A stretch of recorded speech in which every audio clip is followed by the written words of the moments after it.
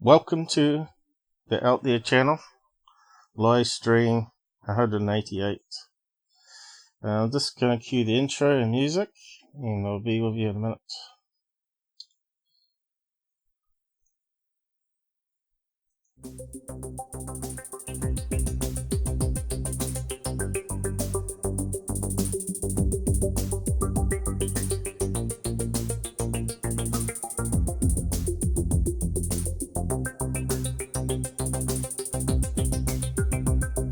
So this is our new intro. That's L from Marfa. These are some of the clips. So that was the guy with his wife as a witch. Yeah, so we've got various clips from some of the best guys we've done. That was where John was talking about holding a bag of pee while he's out in his bathroom in the backyard, and military helicopter SWAT team was hanging over his house looking at him. That one there is Mojo's video I analysed. This guy watcher apparently seems to be a creature at some cockpit inside the UFO, which is float, and got lots of lights on it. This is a clip I did for Elle's mum's story, where she talks about going to an underground base. So there's a lot of good stuff that we've done over the years. If you haven't watched them, go and dig them up. Hello Rene, how's it going?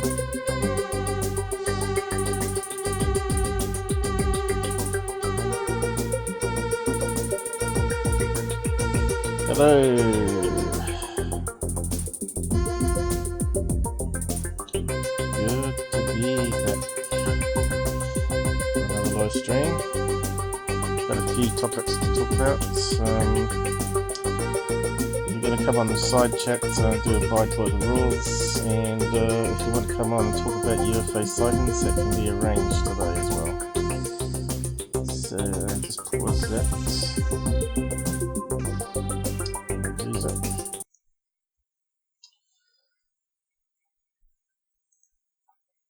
And hopefully we go. Hopefully the audio is good.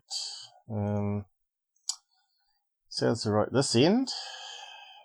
Google can stuff up though. So how's it going, Rene? Can always trust you to come on Sundays.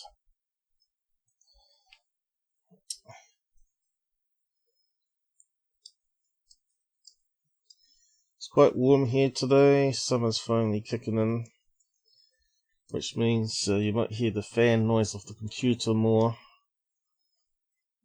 Don't think anyone's joining me on video today. Bill's busy doing his family stuff, and Robert's in bed, I think.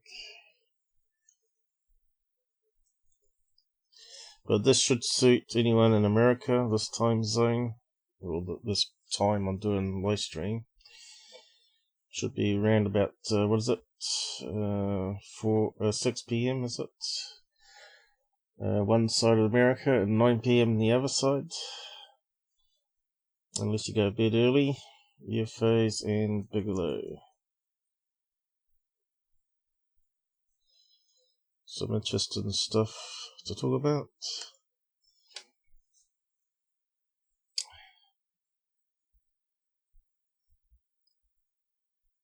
We've got a few extra subs since the last live. BitChute's slowly going up, but it's fairly new that I'm transferring stuff there. Apparently Google's blocking BitChute from allowing it to download videos from YouTube to BitChute at the moment. So I suppose I should check the audio. I think it's alright though. Before I begin. Sunday live. Transferring stuff there. Apparently Google's blocking BitChute from allowing it to download videos from YouTube to BitChute at the moment. Sounds alright. Can't hear any clicking, which is the main thing. So I guess I'll start with how do we say that word? Hessdalen.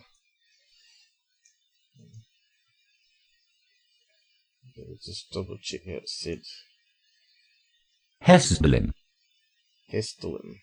Well, I don't even know if that's correct. The computer gets it wrong too.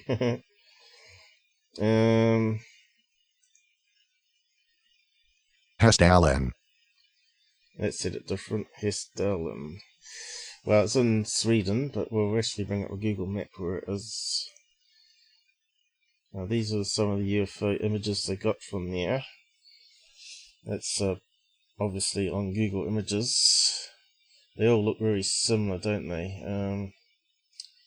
Long exposure, lights streaking across the sky, but always in the same sort of area by the looks of it.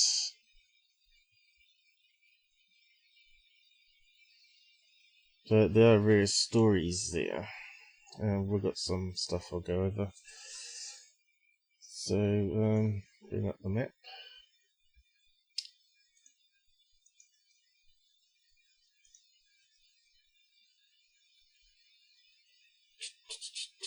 Anyone watching there? Eh? I sometimes wonder if I should do Sunday night ones or Sunday evenings. So we got two. What is it? Snow dogs? Huskies, is it? For their picture. And there's the mountain range. Quick facts. So what's that say there? Hessdalen is a village in Manapalisita of Hessdalen in Trøndelag country, Norway.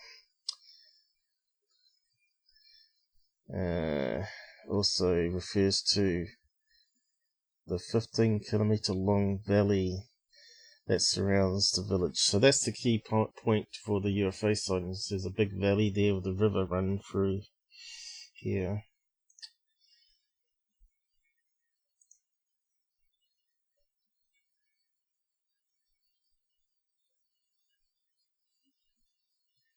So what are the countries around it here?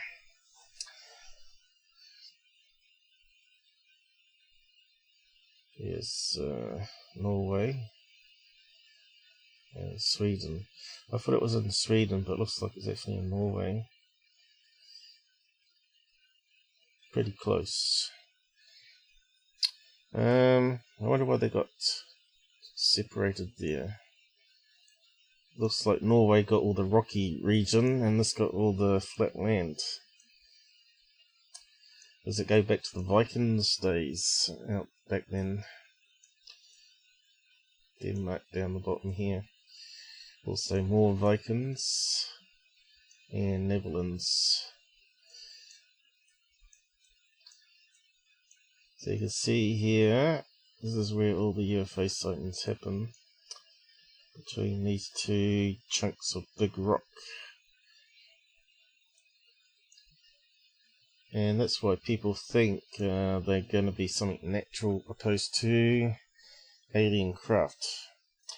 But back in the old days, they used to get sightings of so-called sky rockets, which we sort of talked about before.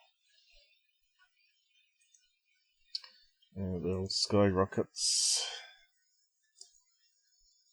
Or ghost rockets, sky ghost rockets, I should say. The Swedish ghost rockets, which is next to the Hessdalen lights. So someone's got a debunk for ghost rockets here. Most of them think there might be just meteorites coming down. But there are some crazy stories where they see it go into the lake, and then they see the lights going around like a USO in the lake for the ghost rockets. So what does he say here? Soviet engineers have taken possession of the plant in 1945, which only 2 months before had been chumming out an incredible 35 V2s per day using slave labor. So yeah, it's right after the war. The Allies moved their entire V2 program to a new facility. I don't think they're V2 rockets though.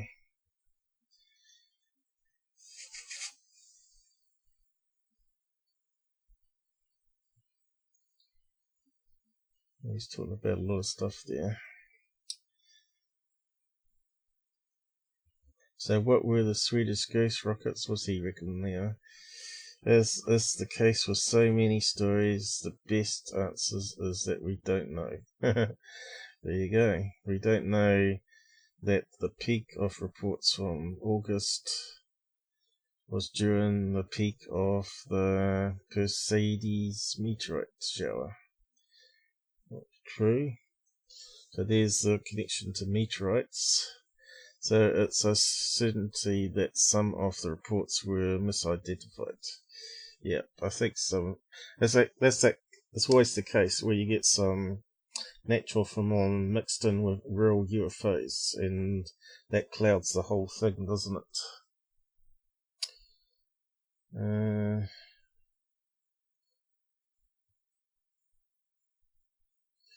It's funny how we haven't got many pictures of them though on the ghost rockets.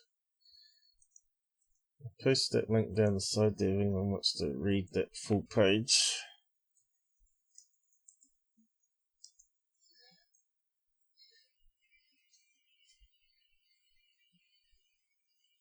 But they seem to stop after 46, was it? It began 46, maybe it ended in 48. When did it end? I thought it was 42. 46, after the war.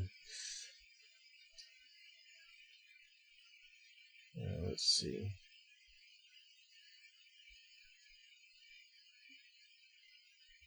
When did they stop? Or have they stopped? Let's see. There probably are a few more reports still coming in.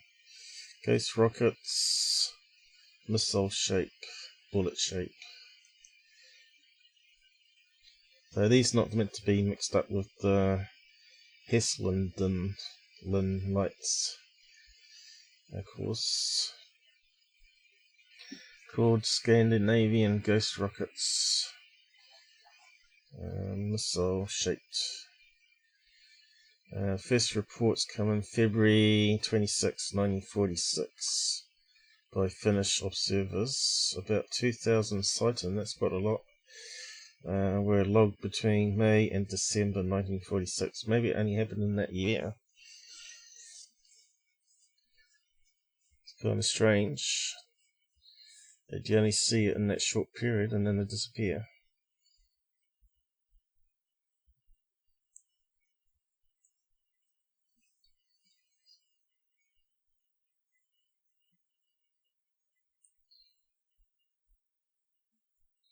In early August 1946, Swedish Lieutenant Nickham of the Defence Staff Airborne Defence Division saw something that was, without a doubt, a rocket projectile.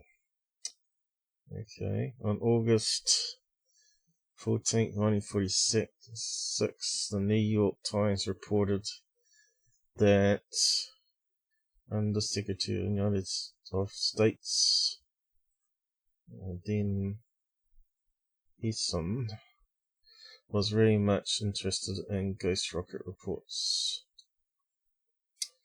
So that goes on a bit there too, doesn't it?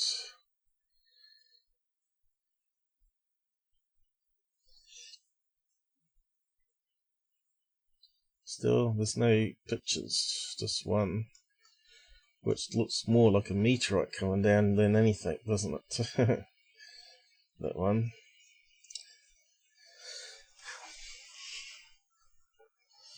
But yeah, back in those days I didn't have smart cameras, smartphone cameras.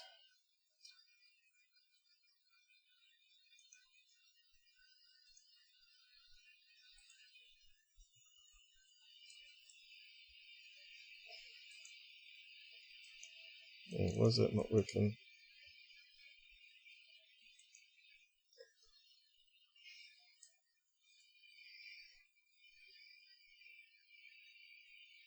That's strange. Okay, it looks like it's working now. So, yes, let's see. I think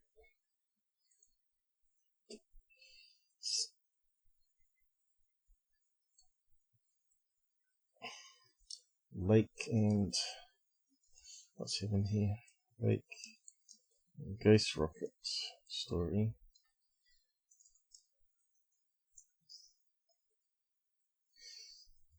Because there might be a connection with UFOs going into water, right? It's a good place to hide. Swedish team hunts for ghost rocket and lake. So that was 2012. Ghost rockets. Crash. Here we go. Crashing into lake. Let's have a look at that one.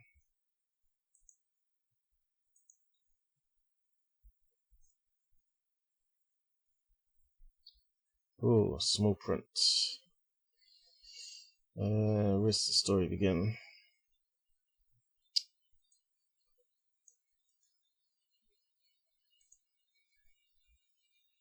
Ghost rockets, also called Scandinavian ghost rockets, is the name given to mysterious rocket or missile-shaped objects which were sighted on many different occasions between May and December 1946, with peaks on the 9th and the 11th of August of 1946. They were seen primarily in Sweden and nearby Scandinavian countries, but also in other European countries as well. Altogether some 2,000 reported sightings were logged, 200 of them being on radar, and a number of fragments were reported found by military authorities. Many ufologists consider the ghost rockets to be the first widespread sightings after World War II of what later came to be known as unidentified flying objects or UFOs. Their origin is to this day unknown, but at the time it was thought likely that they originated from the former German rocket facility at Peenemünde and were long-range tests by the Russians of captured German V-1 or V-2 missiles, or perhaps another early form of cruise missile because of the ways they were sometimes seen to maneuver. This prompted the Swedish army to issue a directive stating that the newspapers were not to report the exact location of a sighting or any information regarding the direction or speed of the object. This information, they reasoned, was vital for evaluation purposes to the nation or nations performing the tests. Okay. So they might think they've captured German rockets being tested by Russians. But then again, we've had stories of that 1948 cases that we did last live, which were bullet-shaped or rocket-shaped, and they were flying horizontal and then streaking up into the sky and disappearing. So, and they were caught on radar as well. And that was another 2 years after this. Sounding very much similar design to what they were seeing here. Could be some leftover Russian technology. I mean, some German technology the Russians have taken control of. But why aren't we seeing it today? You know,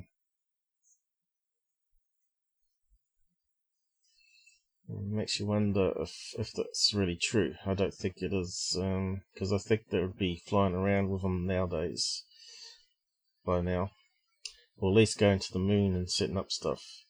I'm sure the Americans would know if they're on the moon or Mars, but because they'll be tracking it with their spy satellites and stuff, right? Russian origins was quickly ruled out by Swedish, British, and US military investigators because no recognizable rocket fragments were ever found. The objects usually left no exhaust trail. Some moved too slowly and usually flew horizontally. They sometimes traveled and maneuvered in formation, and they were usually silent. The sightings most often consisted of fast-flying rocket or missile-shaped objects, with or without wings, visible for mere seconds. Instances of slower-moving cigar-shaped objects are also known. A hissing or rumbling sound was sometimes reported. Crashes were not uncommon, almost always in lakes. Reports were made of objects crashing into a lake, then propelling themselves across the surface before sinking, as well as ordinary crashes. The Swedish military performed several dives in the affected lakes shortly after the crashes, but found nothing, other than occasional craters in the lake bottom, or torn-off aquatic plants.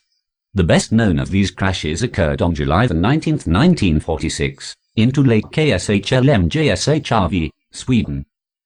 Witnesses reported a grey, rocket-shaped object with wings crashing in the lake. One witness interviewed heard a thunderclap, possibly the object exploding. However, a 3-week military search conducted in intense secrecy again turned up nothing. The Swedish Air Force officer who led the search, Carl Stubbartol, was interviewed in 1984. It's quite interesting, isn't it? We'll get onto the lights in a minute. We'll just read out some of this. There's not too much there, actually. It's just looking like really fine print there. He said their investigation suggested the object largely disintegrated in flight.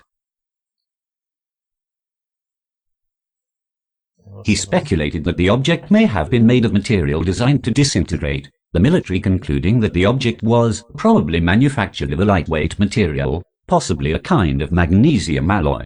Bartol insisted that what people saw were real, physical objects. Immediately after his investigation in 1946, Bartol submitted a report in which he similarly stated that the bottom of the lake had been disturbed but nothing found, and that there are many indications that the KSHLMJSHRV object disintegrated itself. The object was probably manufactured in a lightweight material, possibly a kind of magnesium alloy that would disintegrate easily, and not give indications on our instruments. On December 3, 1946, a memo was drafted for the Swedish Ghost Rocket Committee stating, nearly 100 impacts have been reported and 30 pieces of debris have been received and examined by FOA. Later said to be meteorite fragments of the nearly 1,000 reports that had been received by the Swedish Defence Staff to November 29th. 225 were considered observations of real physical objects, and everyone had been seen in broad daylight. On August 20, 1946, the New York Times reported that 2 U.S. experts on aerial warfare, aviation legend General Jimmy Doolittle and General David Sunf, president of CA, arrived in Stockholm, ostensibly on private business and independently of each other. The official explanation was that Doolittle, who was now vice president of the Shell Oil Company, was inspecting Shell branch offices in Europe, while Sunf, a former member of General Dwight D. Eisenhower's London staff, was studying the market for radio equipment. However, unofficially and secretly, the two had been sent by Lieutenant General H.O.Y.T. Vandenberg, then director of the Central Intelligence Group, SIG, to investigate the ghost rocket situation. The Times story indicated that the chief of the Swedish Defence Staff made no secret that he was extremely interested in asking the two generals advice and, if possible, would place all available reports before them. Sunf was later quoted by the NY Times on September 30th saying that he was convinced that the ghost bombs are no myth but real missiles. Allow me to post the link there. Can I type a normal message? Yeah, I can. I don't know.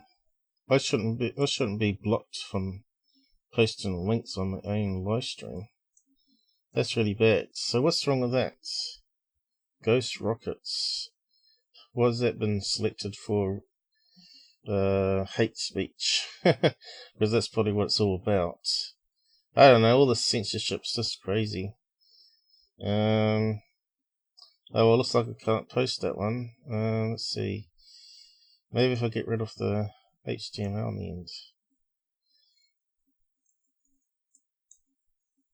No, something in there it doesn't like. Yeah, well, you just have to search it yourself if you want to read it again. So yeah, so they're saying that they recovered some meteorite fragments, and some other fragments. So who knows? Does make sense if you're going to have a rocket made of metal that if it crashes into a lake, you'd expect to see some bits floating around. Even if it's a dummy warhead, right? If it crashed into the bottom of the lake, it should still be there. You think metal detectors or something like that. But it might be some sort of alien probe, of course, which may have some cloaking technology. And what they're seeing as craters in the bottom of the lake are actually from meteorite impacts. So, yeah, it's quite fascinating. What's that she's saying? Any new UFOs? No, I don't think so. There's not really much happening at the moment, isn't it? But I have got stuff to talk about to do with UFOs, but we'll just carry on, because this is about UFOs. It's old stuff, but it pays to recap it, because it's going to be connected to the other stuff that we're going to talk about. On August the 22nd, Vandenberg wrote a top-secret memo to President Truman, perhaps based in part on information from Doolittle and Sanf. Vandenberg stated that the weight of evidence pointed to PN Mind as origin of the missiles, that U.S. military attaché Moscow had been told by a Swedish air officer that radar course plotting had led to conclusion that PN Mind was the launch site. SIG speculates that the missiles are extended-range developments of V-1 being aimed for the Gulf of Bothnia for test purposes and do not overfly Swedish territory specifically for intimidation, self-destruct by small demolition charge or burning. The Ghost rocket reports were not confined to Scandinavian countries. Similar objects were soon reported early the following month by British Army units in Greece, especially around Thessaloniki. In an interview on September 5, 1946, the Greek Prime Minister, Konstantinos Zoldaris, likewise reported a number of projectiles had been seen over Macedonia and Saloniki on September 1. In mid-September, they were also seen in Portugal, and then in Belgium and Italy. The Greek government conducted their own investigation, with their leading scientist, physicist Dr. Paul Santorini, in charge. Santorini had been a developer of the proximity fuse on the first bomb and held patents on guidance systems for Nike missiles and radar systems. Santorini was supplied by the Greek army with a team of engineers to investigate what again were believed to be Russian missiles flying over Greece. In a 1967 lecture to the Greek Astronomical Society, broadcast on Athens radio, he first publicly revealed what had been found in his 1947 investigation. We soon established that they were not missiles. But, before we could do any more, the Army, after conferring with foreign officials, U.S. Defense Department, ordered the investigation stopped. Foreign scientists from Washington flew to Greece for secret talks with me. Later Santorini told UFO researchers such as Raymond Fowler that secrecy was invoked because officials were afraid to admit of a superior technology against which we have no possibility of defense. Ghost Rockets Wikipedia. Alright, so, could it be that the Russians had some V2s or maybe some other V3s maybe that Americans didn't know about? And they were firing them off into orbit and they were crashing down at random locations. Possible, I guess. And then they had a little small charge as it got down to a certain altitude, simply blow it to bits. So no one else got their hands on the technology. But there was, I'm pretty sure there was some other stories where they could see the lights under the water. So looks like I can't find that one. So what did the Swedish team do in 2013? 12.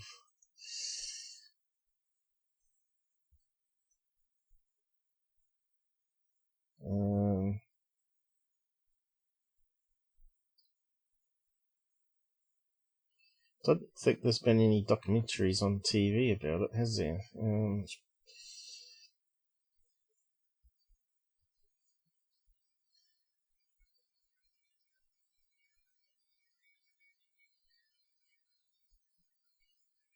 So it's quite muddy, so that's going to make it a bit hard to get fragments as well, isn't it? But they've got LiDAR now, which can help map things. And of course you got those magnetic things they tow behind boats that should narrow it down to the search thing so they can send a diver down at least, or a submarine.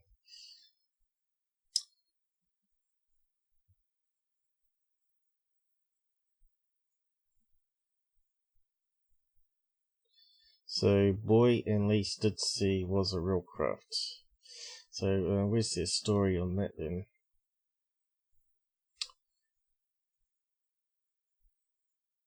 Reported seeing an elongated cigar-shaped object with two protrusions on its sides, which means fins. See main image above. There is no main image above. So this must be a copy and paste site. Lee Spiegel. Oh, there you go. HuffPost. Let's see. Where do I get to? Turned 180 degrees. Now, I don't think any missiles do that. What year was that? 1980. So this is another ghost rocket sighting.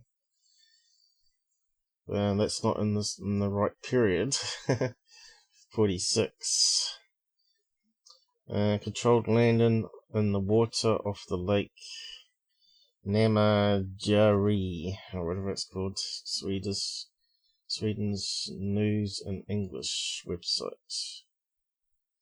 We heard this sound like an airplane or cruising along without accelerating. It made a swoosh down. We figured it was a cruise missile, a Soviet missile that was off course. But it slowed down and turned, and then landed on the lake and sank. Well, that sounds like a UFO, doesn't it? Or a USO.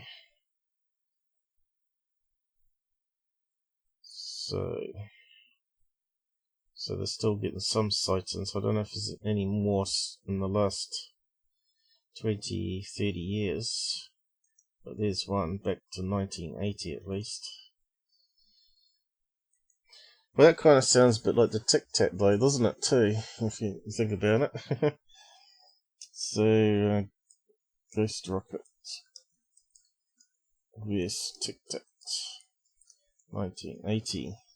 So it's getting near the same period almost, isn't it? That the first sighting of the Tic Tac was 2004, so that's another 20 years after. Well, not so much, 16 years after. But before then, in 1991, apparently on the Nimitz, there was a guy, which I talked about previously. Did I? Actually, I might have it on this report here. I was going to talk about it. Let's see. It's on one of these tabs here. Here. On the Contact 2019, episode 8. Finally, some interesting stuff not heard and seems to the stars. Is a joke again, as they found this new guy who saw a triangle come out of the sea 10 years before Tic Tac. So apparently this thing was like half out the sea, something that you see on a sci-fi. And He said the aircraft carrier was put into lockdown mode, which everybody has to enter inside the ship and be silent, and all the doors get locked and all the lights go out. But he got trapped outside, and so he wandered to the back of the ship and saw this black triangle craft poking out the sea, apparently. He said it wasn't like it was bobbing around in the sea. He said it looked like it was just placed there, buried in the sea, and then it slowly arose from the sea and shot off to the stars at incredible speed. For a few seconds it was gone, and he got interviewed by these two guys on board the ship who found out through logs that he wasn't inside at the time, and they wanted to know why he was outside, and how come he didn't get under cover or whatever. And they wanted to know if he saw anything. So obviously, to me, that suggests that they knew this triangle craft was coming up from the sea, and they couldn't get away far enough from it from people to see it, obviously, and so they sent everybody under the inside the ship and locked the doors, so they couldn't see anything. It makes me wonder though if it's a government black ops, the triangle craft anyway, which it could be. Could be like air to sea type craft that we've never seen before, that the military black ops know about, and still keeping it under wraps in case World War starts, I guess. I don't know. They bring out all their secret tech then to test out, wouldn't they? So that's interesting. So that was before the Tic Tac. So I wonder if DeLong was actually going to say he had some special news coming out soon on Twitter. So it makes me wonder if that's going to be related to this new witness. I don't know. Also, it talks about Bigelow, who bought out all the Colaris classified documents. Remember, we did a live stream, me and Roberts, talking about this particular case, where it's an island where they got attacked by UFOs with laser beams or plasma beams, and they found the doctor that said that she thought it was crazy as well. So she actually went and actually saw the craft for herself, because they were coming regular to the island. And she said it was definitely firing beams down. And she said it was like a plate shape, a little, upside down plate with maybe a little bump where the dome goes in. So Americans call it saucer, but she said plate shaped. And hence the military called the project Plate. So Bigelow bought all the paperwork from that, from the army, and photographs and everything. So I don't know if he's got anything good in it.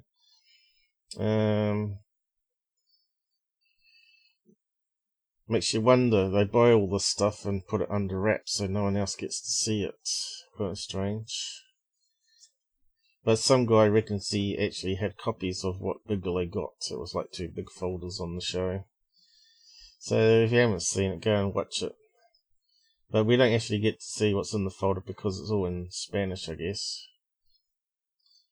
So we can close that tab down since I covered it now. That was probably the best episode of the whole season, I think. Finally, they got some new information, or what to say, maybe it's old information that got re-interviewed on HD quality TV. They hunted down the guy, and he wasn't too impressed because he wanted to keep away from it. So we got some other stuff here to talk about. So we can close that one down as well, and move on to these ghost lights here. Well, they call it how's that word said again? Hessdalen. Sounds like a Viking name, doesn't it? I wonder if we've got some roads there that we can drop down for. Is it a road or a river there? Is that the river there?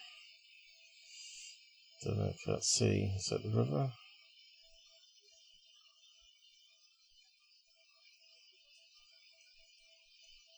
It looks like a river there, doesn't it? Why can't we drop down on it? Oh, right. Here we go.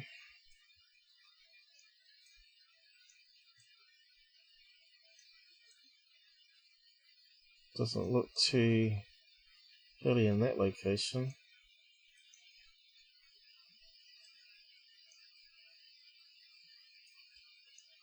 We have moved off target though. Let's go down to here.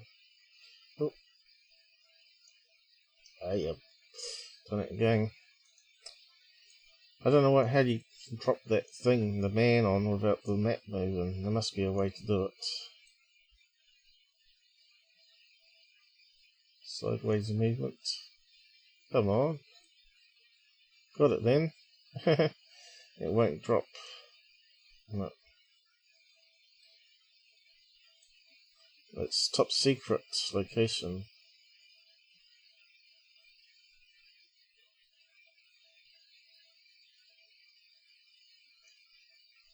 Hey.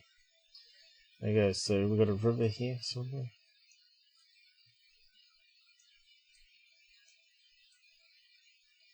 A lot of forest. I wish we had like a drone mode so you can go up above the tree level and fly around. That's the next thing Google Maps needs. Not Street View, but Sky View. The next project, Drone View, maybe I could call it. So there, I was hoping to see if there was a river there.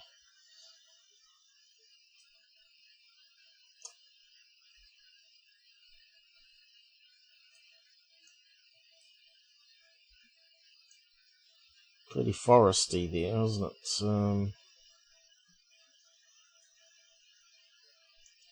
Hessdalen, that looks like a river.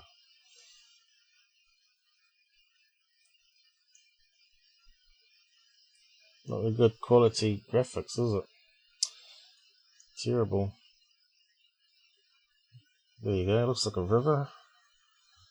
But blurry, bad pictures. Obviously Google hasn't been there mapping the place for us. And there's the mountain ranges either side. Yet you can't see that from the street because the trees block it. Oh well. But let's have a look at the images. What's that trying to say here? Project. So this is nothing to do with ghost rockets, obviously. There's a lot of long exposure here. I don't know if there's any video that we can play.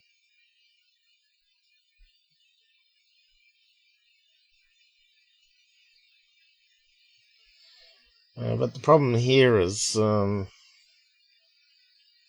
maybe the lights attract the real UFOs. Occasionally they get a real UFO on there, you know, because maybe the aliens are interested in what's going on with these lights. That's nothing to do with that. It was the Russian launch, rocket launch. But yeah, a newspaper put out a thing here back in 2014. Has the mystery of glowing Norwegian orbs been solved? So they're calling it orbs. Expert claims natural battery creates the amazing light show. The lights can be as large as cars and have been spotted in Oslo. Numerous theories have attempted to explain how they are created. One claims metallic rocks divided by the sulfurous river provide a natural battery. I suppose that's because they've got volcanic activity up there and it's got sulfur going into the water, which provides right conditions for orbs. So running water over metallic rocks charges up the ground. But if you have a look at the pictures, they do seem to go between two locations and rotate around. It's almost like it's moving between two charged plates, and that it's sort of going back and forth between the positive and negative virtual plates. And here's an example of a picture down here. I think it's on that page there. I'll just zoom out a bit. So down here, we've got a cutaway of the valley here. Let's zoom in a bit again. So they're saying the lights appear just above the valley here. A node rocks rich in iron and zinc, and sulfur from mine leaches into the river, forming a weak acid. So they reckon it's from mining, not from volcanic. Cathode rocks rich in copper. So they just might have these really steep banks either side, acting like plates in a battery, is what one theory there is anyway.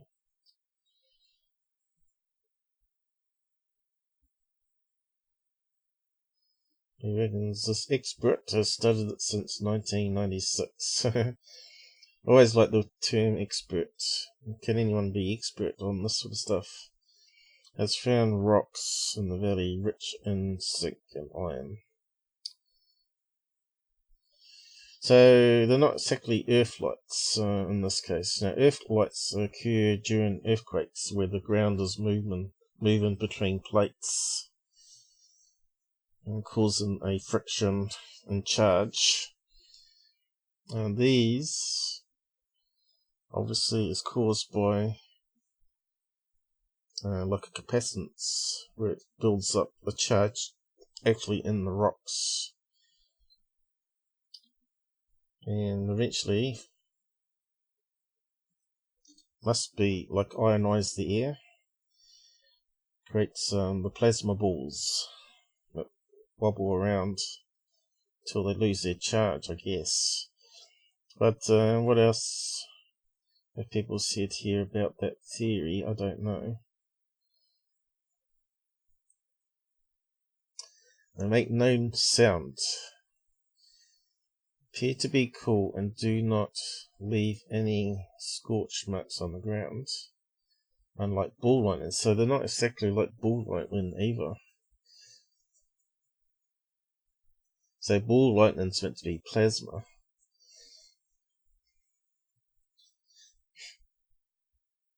So it's obviously something completely different.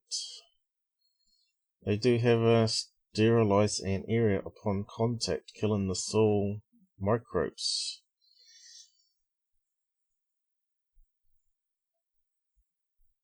So that doesn't sound like a metal craft there, though, does it?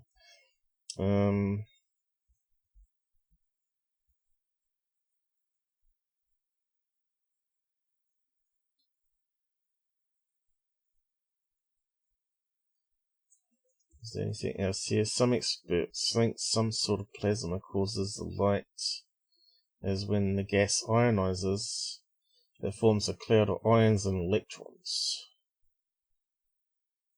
Plasma that produces light.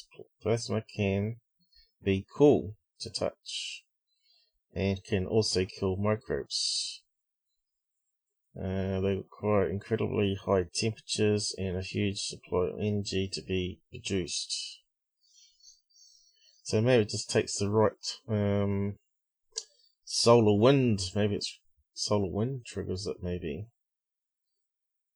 The atmospherics above somehow pulls it from the ground, and then it forms into a sphere, because Mother Nature likes sphere shapes, ball shapes, doesn't it? I believe the lights are a type of ball lightning because similar balls of light spotted and analysed in China showed they were formed of silicon, iron and calcium, which are present in the Hessdalen lights, along with the addition of element called scandium.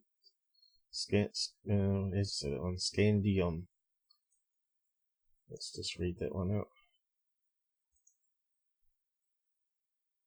Scandium. Scandium. Okay, so what's that? Let's have a look.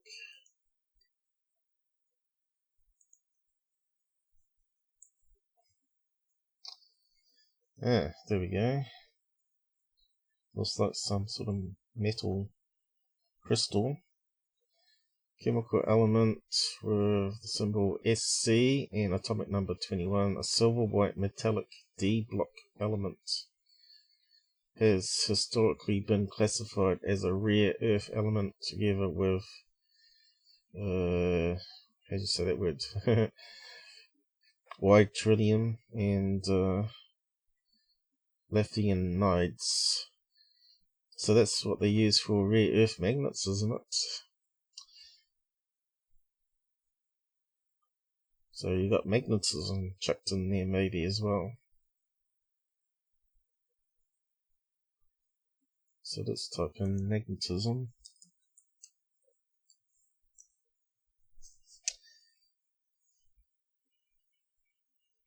Does it give us anything? Highly purity of, there you go. So what's that say? Looks like they've done a paper on it.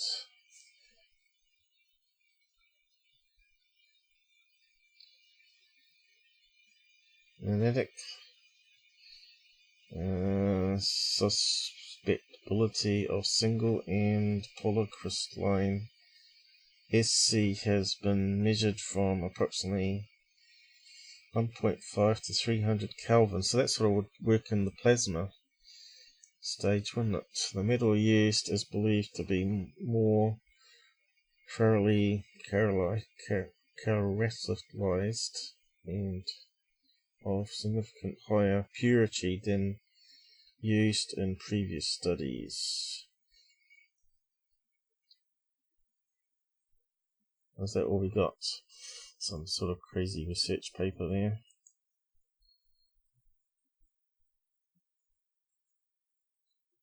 Looks like a lot of people are studying it though. Magnets could be made stronger by adding non-metallic. So that's talking about SC there. Discovered that current magnets can be fractionalized by adding scandium to the, or whatever that word is, germanium oil alloy.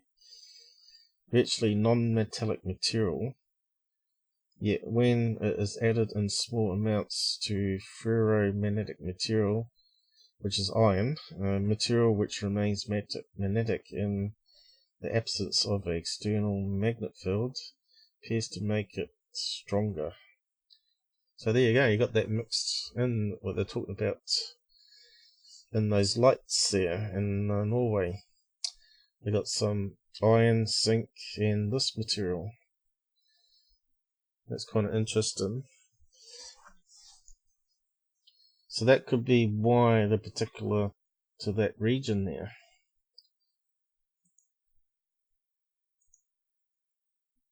So, yeah. There's a lot of comments on this one. There's a lot of opinions on these lights. Could this be what causes the mysterious min lights in outback Australia? I don't think I've even heard of that. That sounds like the, was it the Marfa lights in Texas? Min lights. Okay.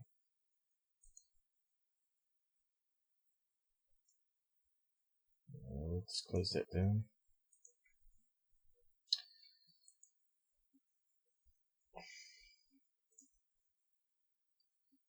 Here we go. Min light. Sounds more Chinese, I would have thought. But I suppose it's an Aboriginal name. Mysterious phenomenon of Min lights, ABC. Secret revealed.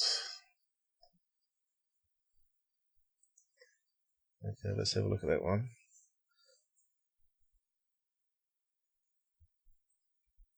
There you go. Another orb looking like very similar, isn't it?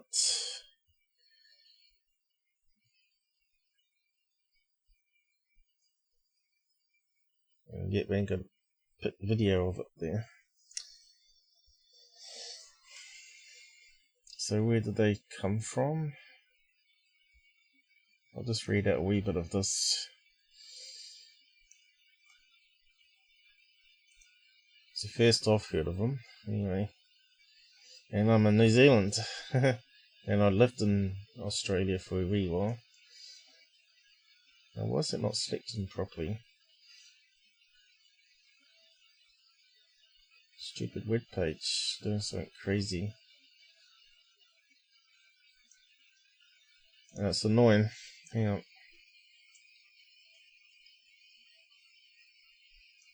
We've got it now. That will do.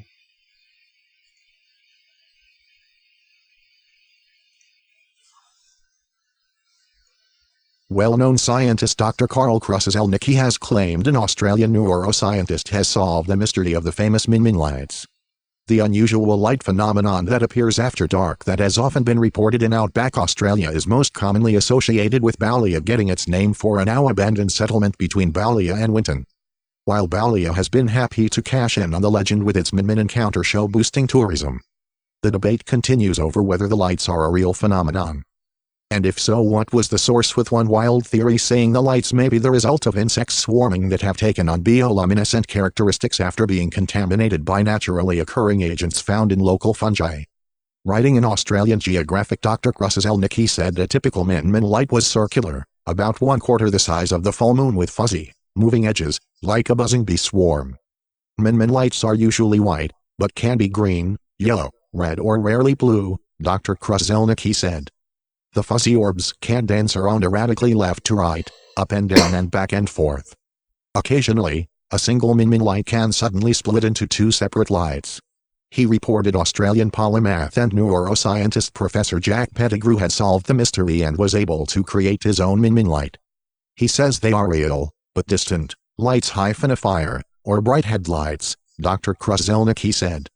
Normally, you can't see them, because they're over the horizon, and too faint. He said Professor Pettigrew has proved a layer of cold air just above the ground between the distant light and the observer could trap light. This layer bends the light and keeps it close to the ground, so it can be seen over great distances, he said.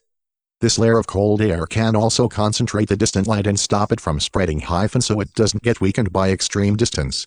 Professor Pettigrew used geometry to show a Min light was actually very bright truck headlights, sometimes up to 300 kilometers away. According to Dr. Kruszelnicki, Professor Pettigrew drove 10 kilometers from a campsite and shown his headlights, which those at the campsites reported as a bobbing light just above the horizon, changing from vivid red to orange, yellow then green, as Pettigrew switched his head lig. So that sounded like atmospheric inversion happening, where the light lower down is bent upwards and appears to be hovering meters above the ground when it's actually not. So that doesn't sound anything like the Norwegian lights. So that's interesting.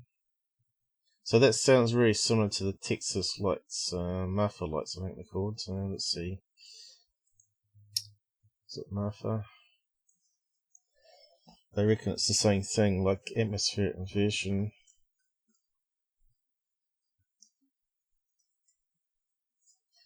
But I don't think so, because they always appear, and when they try and approach the lights, they seem to disappear, like they know they're being approached.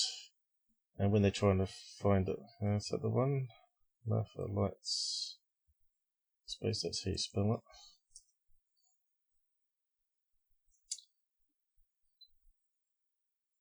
Marfa lights, also known as Marfa ghost lights, have been observed near US Route 67. So there is the location there. Have you been there at all, Renee? Are you still there on the side? You're in America, aren't you? Be a good thing to go and sort of see if you can film it. You could probably upload it to the Out There channel.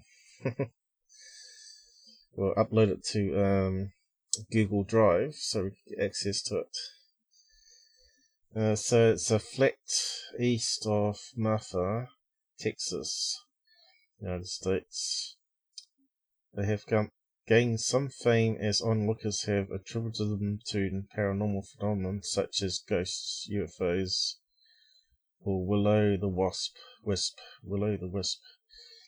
Scientific research suggests that most, if not all, are atmospheric reflections of automobile headlights and campfires. And that would be something to go out there and prove otherwise, wouldn't it? I think once you can prove something 100%, or recreate it, then people then would believe it.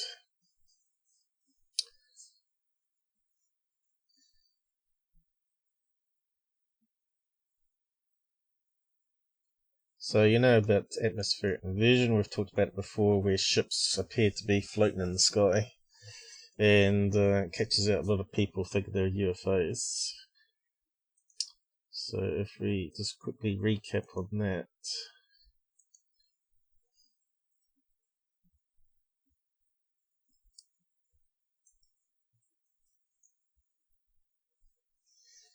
Basically it's to do with hot and cold layers of air affects the way light travels through it, but like a bit of glass, and can bend it. I'm not sure if we've got any images here.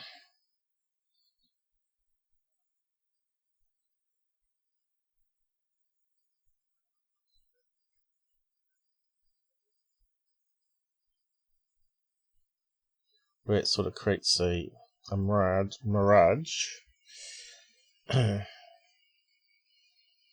Let's see, we could probably type in ship, maybe. Here we go. So you can see that it creates these strange mirages, where it causes a reflection of, there's no cloud there, it just creates a reflection of the atmosphere, the light reflecting. That's a cruise ship there, bollocks, right? And you got this one here, a sailboat. Looks like it's floating above the sea when it's not. You can say it's a UFO, it's cloaking itself as a sailboat so you don't pay any attention. I think if you saw that out to sea though, or a boat that's sort of like hovering, you still film it and pay more attention to it if anything. Here's another one. What's that one there? Looks like another cruise ship heading towards us. Looks more like a UFO, that one.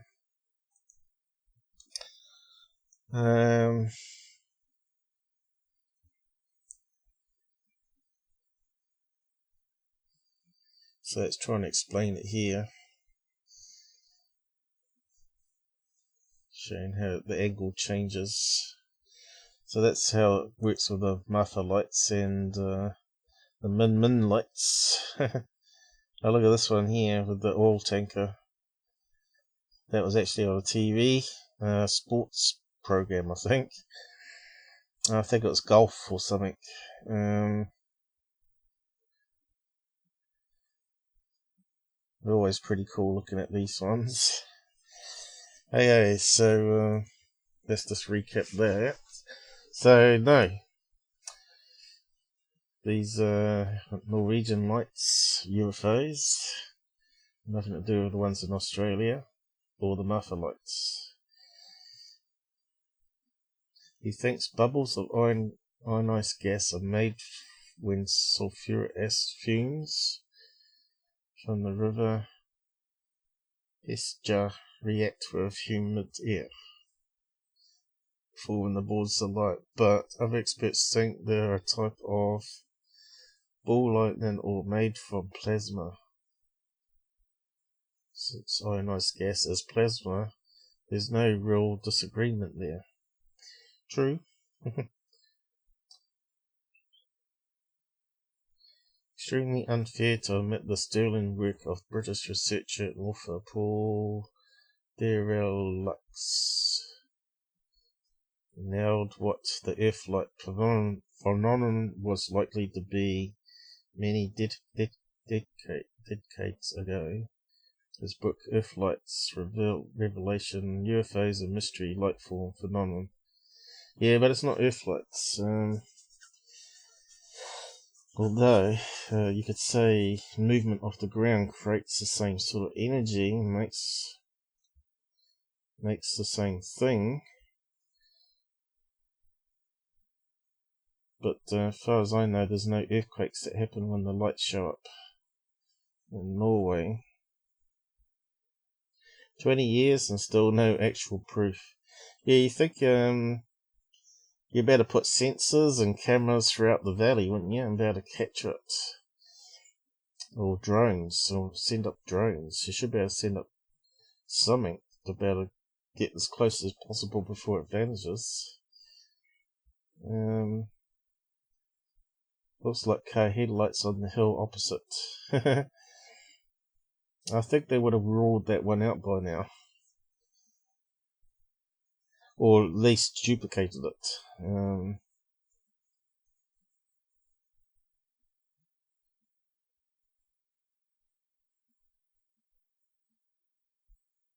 So what do you guys think? There are various stories. I've got something here which I'll go over now from a researcher. This guy here. UFOs around the world, Norway. So we'll just read out some of that one. So have a look at this one with the ball lightning, or whatever you want to call it. It does look like it's moving between a region.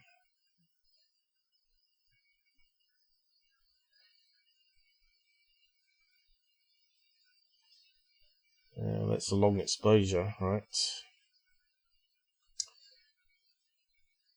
So I'll post this one. This is from Mysterious Universe article, or interview. It's quite a good, interesting read, actually. Well, let me post that link. But what's interesting is pictured further down. Look how rocky this place is.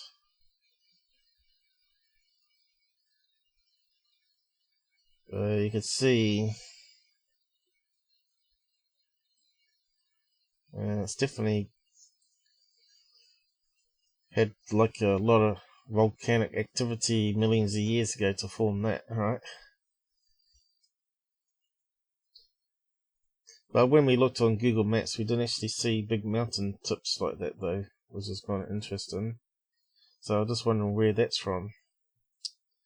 Let's have some pictures of Norway, actually. Norway scenery.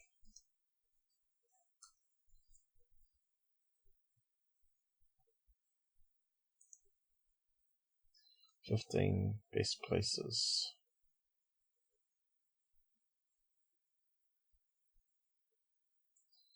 That's no good. Okay, so this is meant to be pictures of Norway. So there's that one again. And there again. That looks pretty rocky there. And lots of water in between.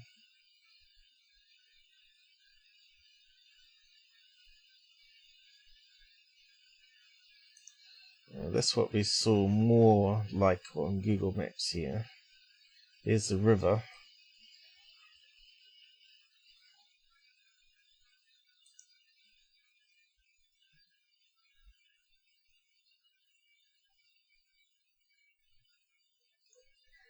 Although they had a lot of forest. Like that one there. Let's just type in the city name as well.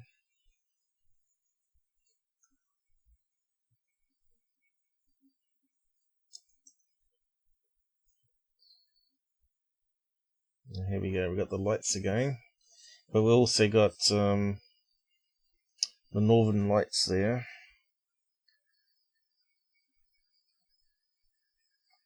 What's that one saying there?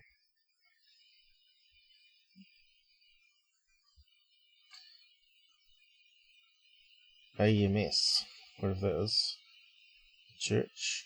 You can see they've got a lot of forest there on the mountains as well.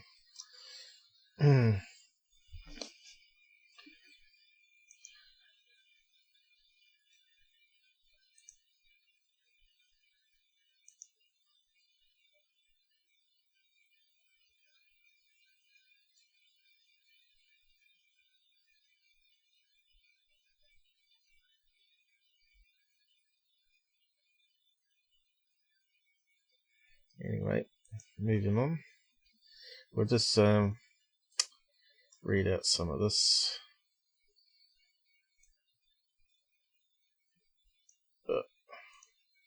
Apparently this guy's got a documentary up about the lights called The Portal.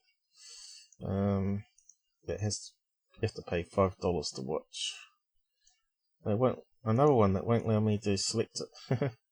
Goes off there and look. As soon as I go to there.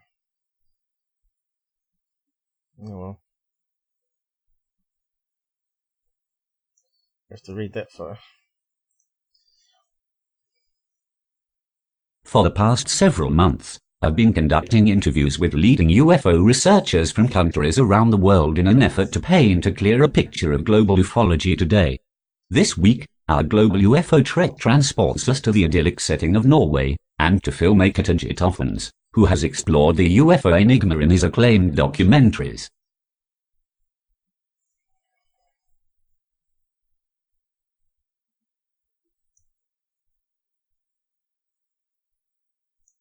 It won't let me select it properly.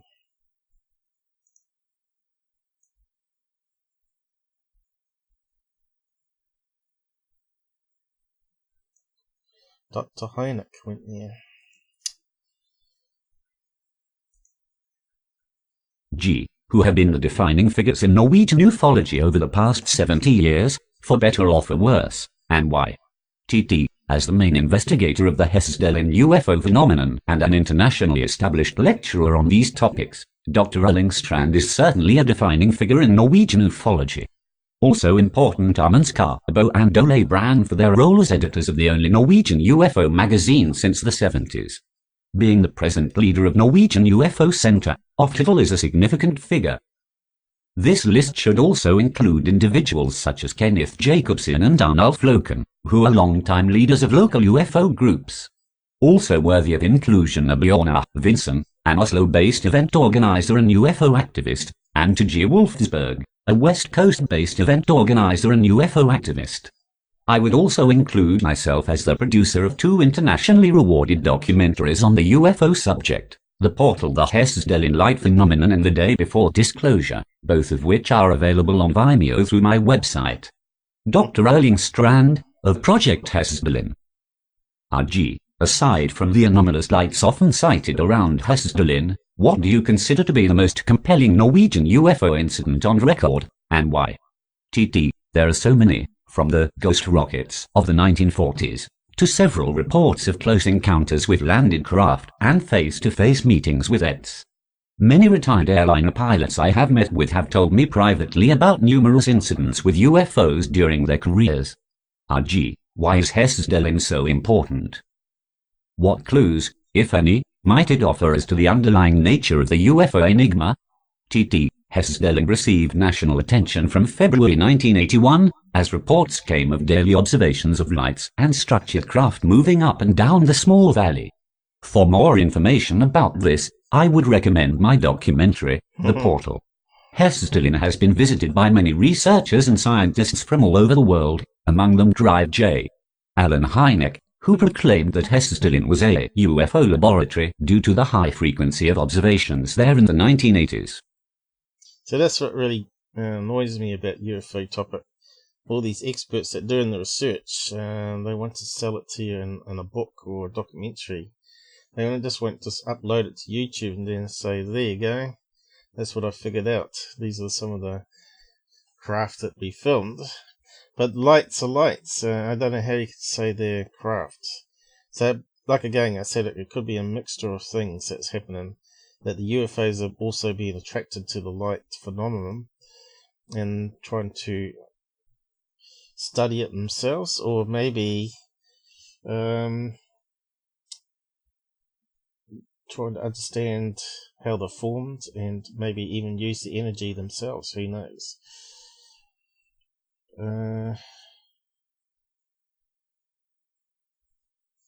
So Dr. Hynek, did he actually go and visit that, did he?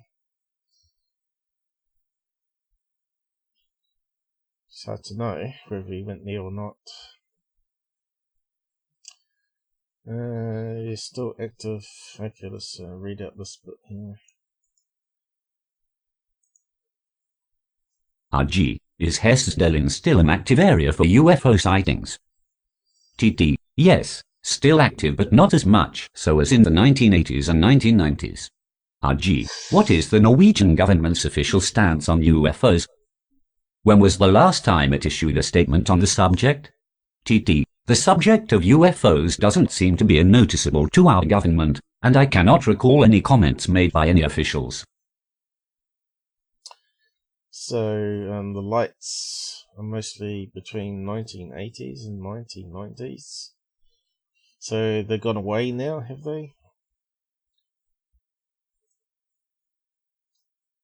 Or is he just talking about general UFOs there? I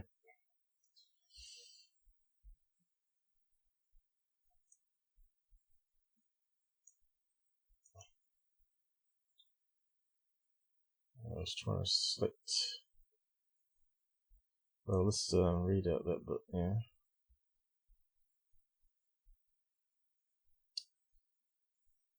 Oh, that'll do. Had trouble selecting it. RG, does the Norwegian Ministry of Defence have an official UFO investigations unit? TT, not to my knowledge. RG, has the Norwegian government shown more or less transparency on the UFO subject than the US government? TT, no files have been released from our government. It's simply not a topic here. RG, does Norway have a national UFO investigations organization today, and how many smaller Norwegian UFO groups are you aware of? TT, we have a group called Norwegian UFO Center that collects reports and presents them in their magazine, together with articles on the subject. It is published 4 times a year. Some smaller private groups of engaged people have been organized over the years, but nothing significant.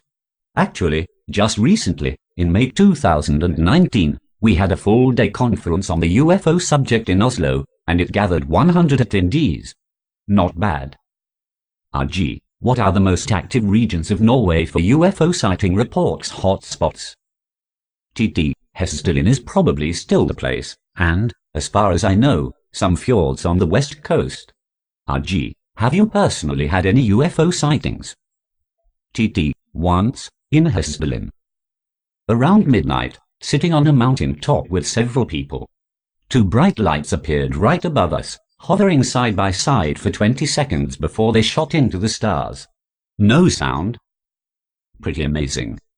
RG, how long have you been involved in the UFO subject? Roughly how many cases have you personally investigated? And what conclusions, if any, have you drawn about the underlying nature of UFO phenomena? TT, I have been interested in the subject since I was a 12-year-old boy in 1962 and came across a book on my father's bookshelf, George Adamski's The Flying Saucers Have Landed. He bought it in 1954 after a UFO incident on a Norwegian airfield where he worked at the time. A large disc had hovered over the remote military airfield and was seen on radar and by many of the personnel there. This incident triggered my father's interest, and later my own. I have pursued the subject all my life, and I'm convinced of its legitimacy and importance. I believe we are being visited or, perhaps more accurately, monitored by many groups. All the ongoing craziness on this planet must be of great anthropological interest to anyone out there watching. I also believe that an apparent alien hybridization program is a key part of this story, which is still unfolding. Bud Hopkins, David Jacobs, John Mack, Barbara Lamb and many others have Okay. So he's a bit of a believer. So what's interesting there, George, what was it? Adamski's. Remember that guy was actually found out to be a faker. He made models.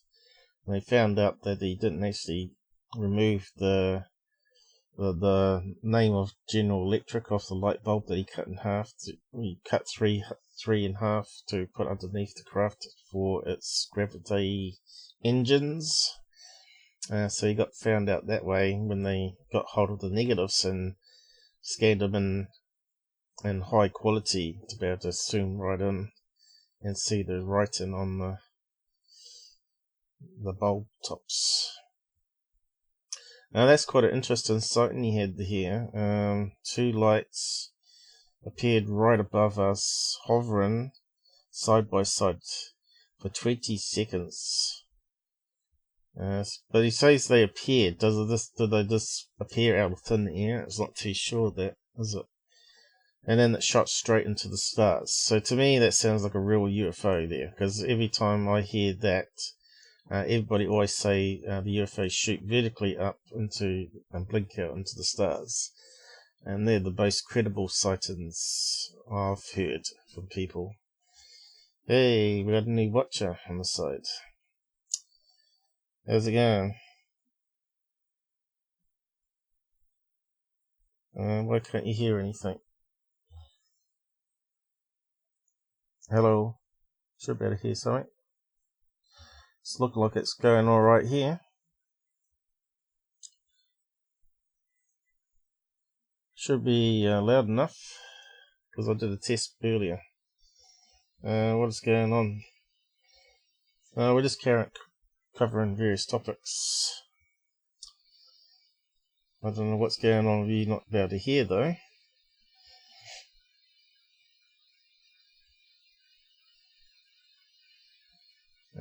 Don't believe it. I'll just do a quick check here.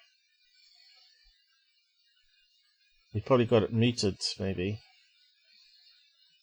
Because I did a test earlier. There you go. What's going on? We're just covering, playing back on YouTube fine for me. So we're pretty much done with this case here. UFOs in Norway.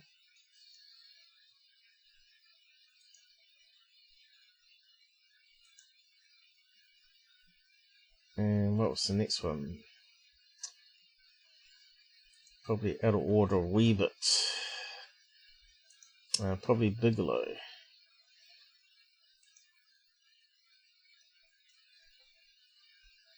Was that the Bigelow one? Yeah, so this is an interesting story, and this connects to Bigelow. Beaming up NASA experiments with inflatable modules. But they're actually done using special materials that come from Bigelow. And as you know, apparently he's got UFO better materials in his warehouses. and they're saying, is he getting the technology from reverse engineering stuff? So we'll just talk about that. Is that one to start with though? I've got various things here. So apparently it's for this oh, that's another one. He's also got some materials for the Hubble successor. So I might start there actually. So apparently they're building a new Hubble replacement that's going to cost $8 billion. And this was March last year. So there's a delay. And here's the satellite, the telescope satellite thing being built.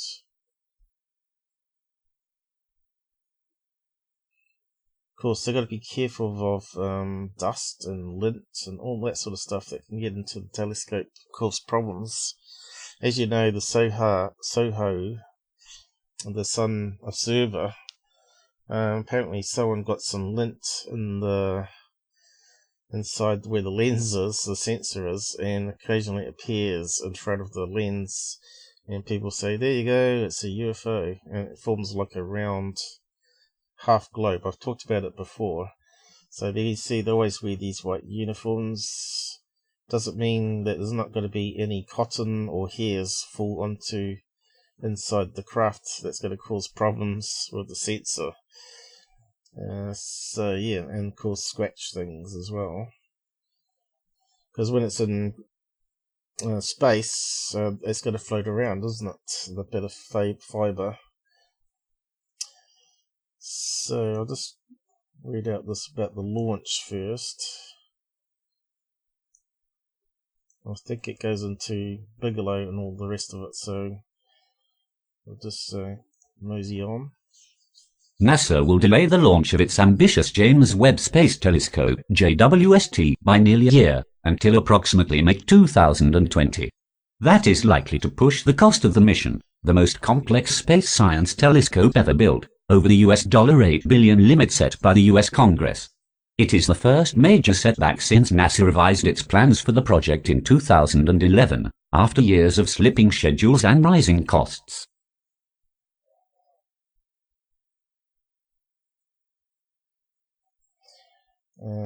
So the engine needed more time to assemble.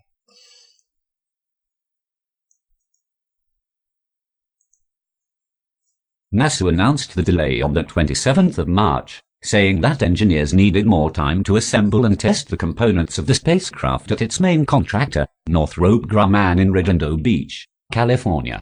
Among other problems, the collapsible, tennis court-sized sun shield that protects the observatory's 6.5-meter mirror took weeks longer than expected to fold and refold during testing.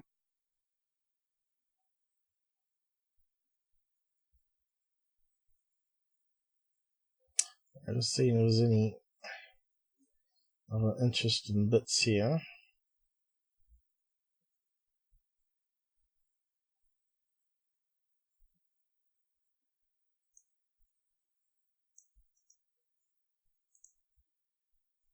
PDF version. The mirrors of the James Webb Space Telescope are designed to peer at the universe's first stars.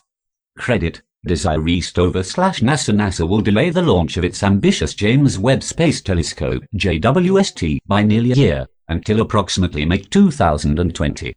That is likely to push the cost of the mission, the most complex space science telescope ever built. NASA had asked scientists to submit proposals by next week for JWST's first set of observations, but the the space satellite. So that moves us on to the next one about the materials of how it's made. And they talk about this stuff called unobtainium.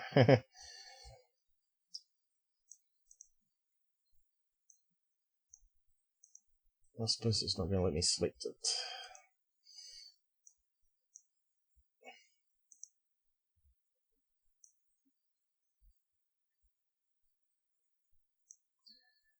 Yes, one of these pages wants to select more than what you want. As soon as you go above that. Oh well, just read out that bit then. Imagine building a car chassis without a blueprint or even a list of recommended construction materials. In a sense, that's precisely what a team of engineers at the NASA Goddard Space Flight Center in Greenbelt, MD, did when they designed a one-of-a-kind structure that is one of 9 key new technology systems of the Integrated Science Instrument Module, ISIM.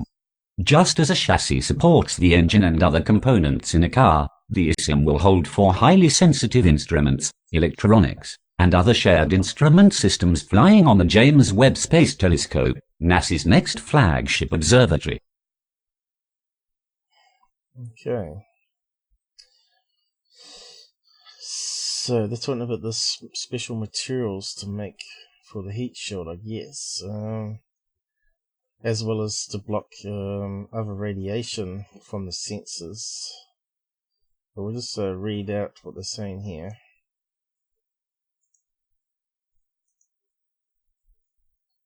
From scratch, without past experience to help guide them, the engineers designed the ISIM made of a never-before-manufactured composite material and proved through testing that it could withstand the super-cold temperatures it would encounter when the observatory reached its orbit 1.5 million kilometers, 930,000 miles, from Earth.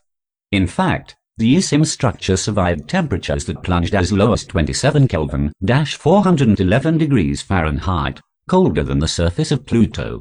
It is the first large, bonded composite spacecraft structure to be exposed to such a severe environment, said Jim Pontius, ISIM lead mechanical engineer. The 26-day test was specifically carried out to test whether the car-sized structure contracted and distorted as predicted when it cooled from room temperature to the frigid, very important since the science instruments must maintain a specific location on the structure to receive light gathered by the telescope's 6.5 meter, 21.3 feet, primary mirror. If the structure shrunk or distorted in an unpredictable way due to the cold, the instruments no longer would be in position to gather data about everything from the first luminous glows following the Big Bang to the formation of star systems capable of supporting life. So this material they're talking about, composite, actually comes from Bigelow. I think it might say here somewhere. So they got it to shield it from the temperatures of space, obtaining the unobtainium. Here we go. It's going to go scrolly fast. You rat bag. That will do. Obtaining the unobtainium, achieving the milestone, was just one of many firsts for the Goddard team. Almost on every level, we pushed the technology envelope, from the type of material we would use to build ISIM to how we would test it once it was assembled, Pontius added. The technology challenges are what attracted the people to the program. One of the first challenges the team tackled after NASA had named Goddard as the lead center to design and develop ISIM was identifying a structural material that would assure the instrument's precise cryogenic alignment and stability, yet survive the extreme gravitational forces experienced during launch. An exhaustive search in the technical literature for a possible candidate material yielded nothing, leaving the team with only one alternative, developing its own as-yet-to-be-manufactured material, which team members jokingly referred to as unobtainium. Through mathematical modeling, the team discovered that by combining 2 composite materials, it could create a carbon fiber/cyanate resin system that would be ideal for fabricating the structure's square tubes that measure 75 mm, 3 inch in diameter. How then would engineers attach these tubes? Again through mathematical modeling, the team found it could bond the pieces together using a combination of nickel alloy fittings, clips, and specially shaped composite plates joined with a novel adhesive process, smoothly distributing launch loads while holding the instruments in precise locations, a difficult engineering challenge because different materials react differently to changes in temperature. We engineered from the small pieces to the big pieces, testing along the way to see if the failure theories were correct. We were looking to see where the design could go wrong, Pontius explained. By incorporating the lessons learned into the final flight structure, we met the requirements and test-validated our building block approach. The ISIM structure is inspected inside NASA's Space Environment Simulator at the Goddard Space Flight Center after enduring weeks of temperatures less than -300 degrees Fahrenheit. The same temperature it will see for the duration of its mission inside the James Webb Space Telescope. Credit, NASA's Goddard Space Flight Center, Greenbelt, MD. Right, looks like we've run out of speech thing for the day.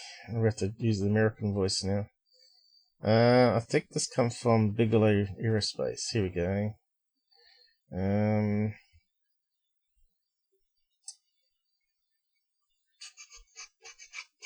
Unobtainium. So, did they get the idea from reverse technology? They say they did it through modeling.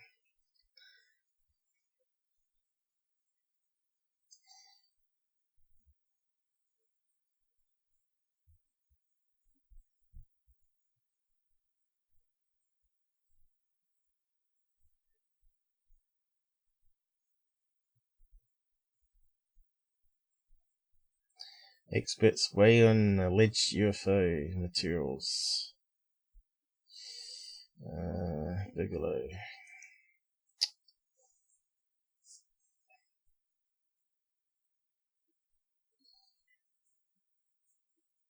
Robert Bigelow.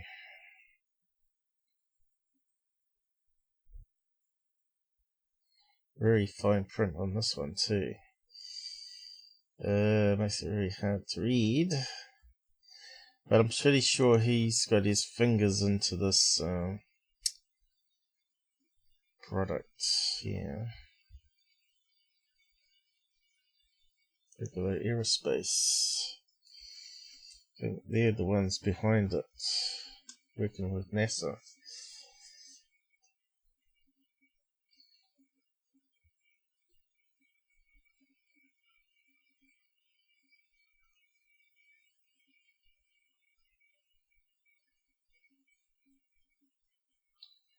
So I can't find any reference here to that one. But there's another material that we're going to cover next, which is definitely related to him. But what's interesting about Bigelow is if you have a look at his logo, where is it? Just come to the other stuff here. It's got the alien grey head, right?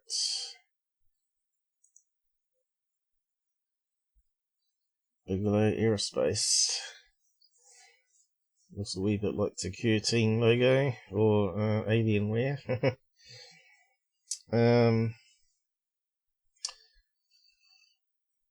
Why would you put an alien head? Doesn't make sense, does it? Doesn't even form the letters of his name or anything. But he's got this other logo here, which is more a realistic logo, with the contrails making some letter on the name of it.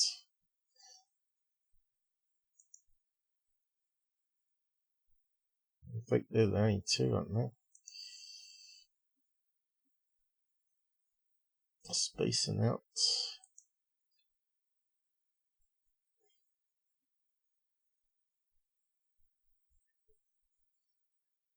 Yep. There's only two there.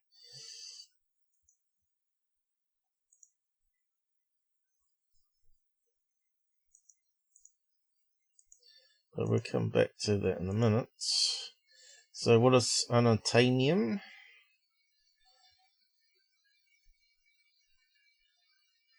And they named it as a joke, apparently. Here we go. Damn thing.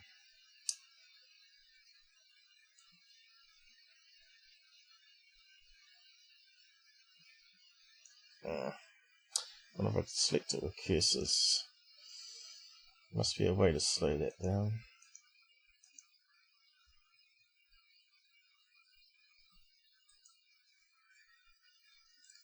No, it won't allow me to select a cursor.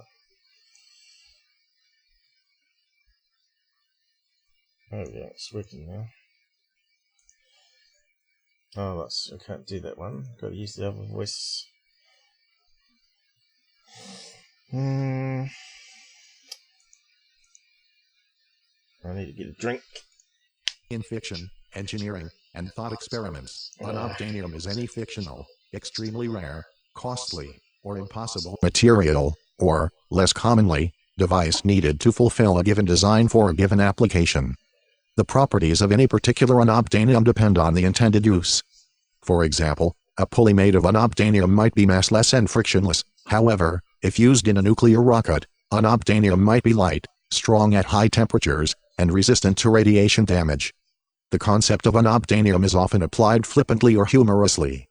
The word unobtainium derives humorously from unobtainable with the suffix -im, the conventional designation for a chemical element.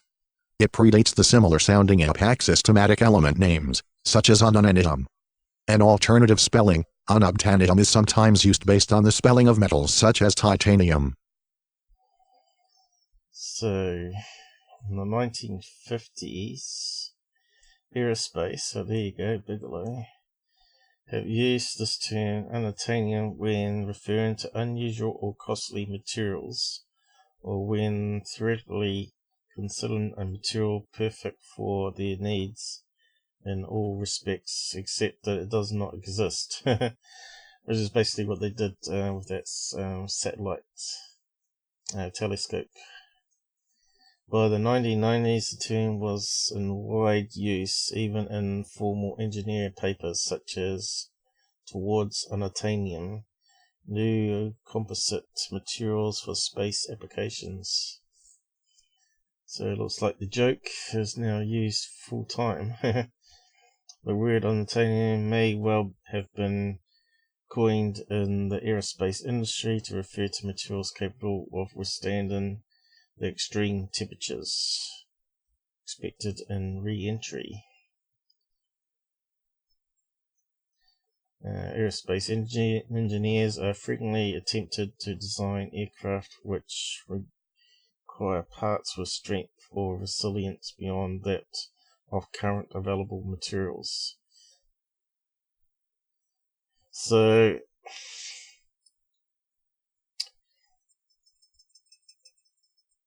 definitely a link there to Bigelow Aerospace, I reckon.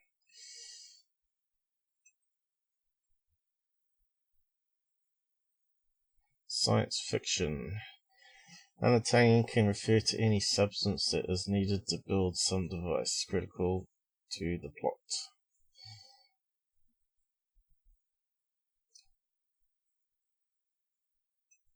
Similar terms.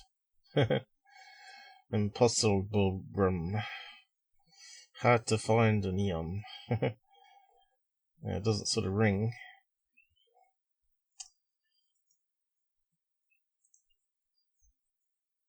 Let's see, Bigelow Space, what was it called?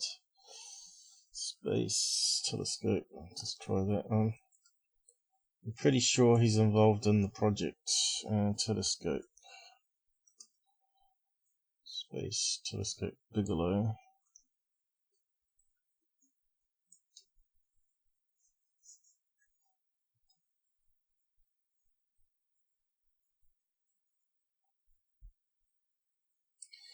There we go, the Hubble Space Telescope.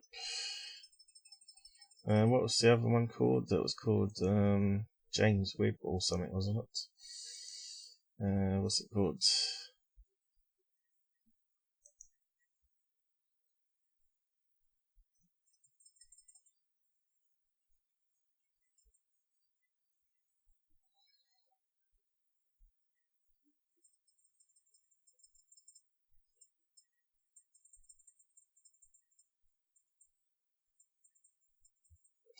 It says for NASA, right? So Goddard team, who are them? Are they part of Bigelow? Let's see if we can find out.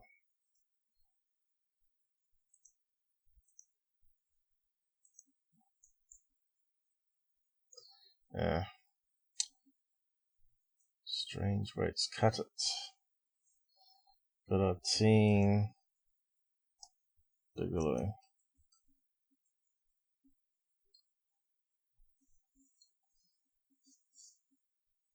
James Webb Space Telescope.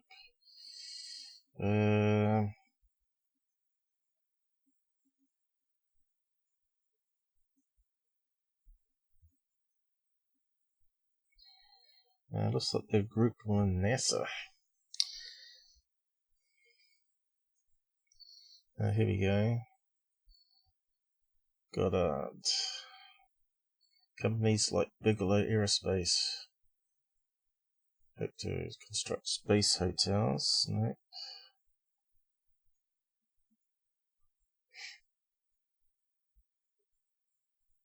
So it says here NASA and Bigelow Aerospace engineer teams. So they're the sort of linked together there.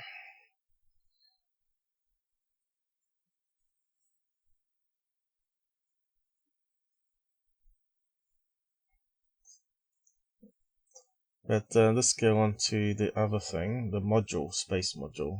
That's kind of more interesting.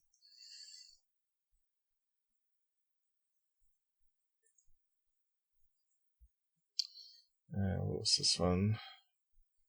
Inflatable module. So there's an interview here. I think we got a picture of it. There it is there. Looks like a pumpkin. So it fits inside a rocket, but it expands. How much does it expand by? 3 times, 4 times its size? They blow it up like a, like an inflatable balloon.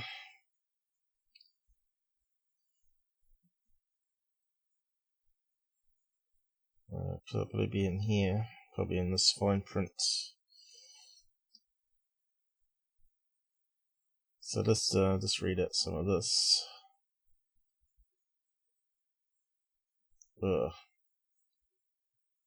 Alright, they talked to Robert Bigelow, yeah, so he's definitely behind this one. Would be twice the diameter.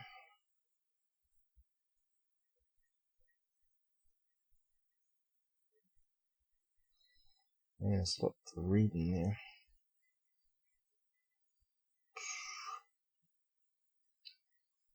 Got that stupid scroll thing happening. Oh, well, let's just... Has it selected? No, it didn't select it.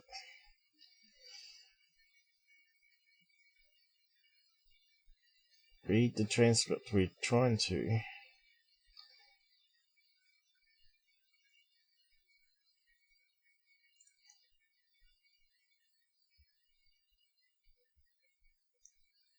It just won't let me do it.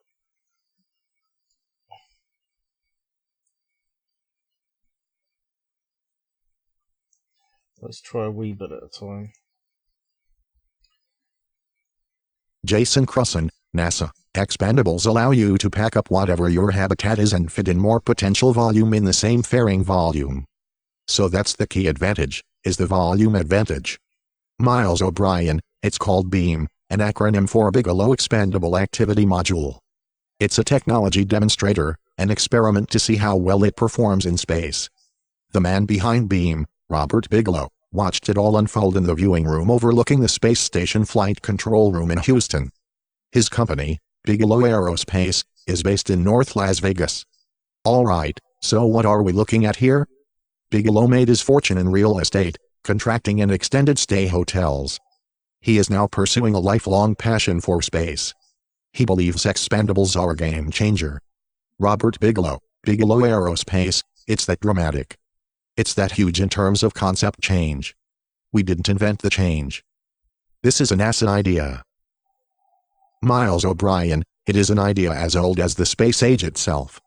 In a seminal series on space exploration in Collier's magazine in 1954, legendary rocket scientist Wernher von Braun envisioned humans flying to, and living on, Mars in inflatables.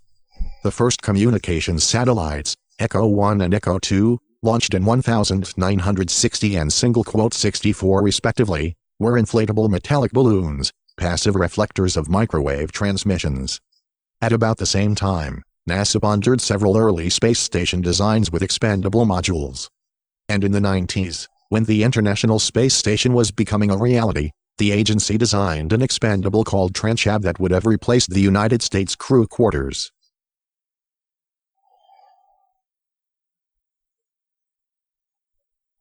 Okay, and what was the material? Victran is the material that Bigelow invented. Whereabouts is it in here? Just want to read out the interview bit where they're talking about it. Here we go.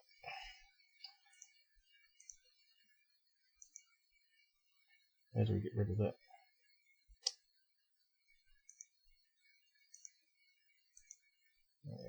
Don't know.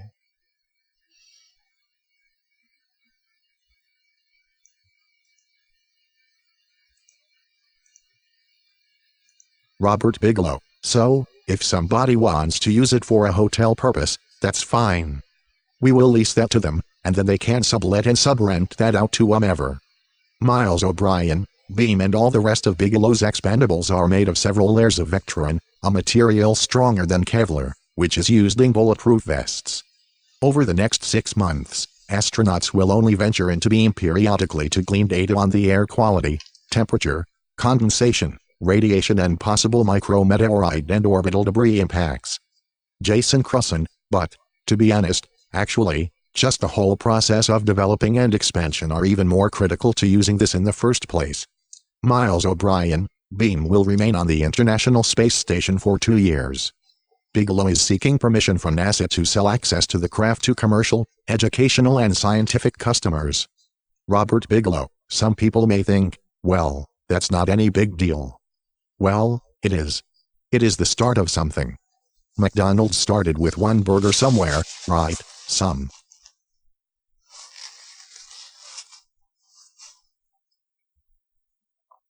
Well, I'm just eating something.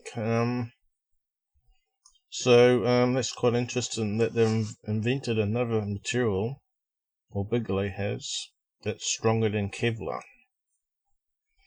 Obviously to make it sort of bulletproof to micrometeorites, and obviously being punctured.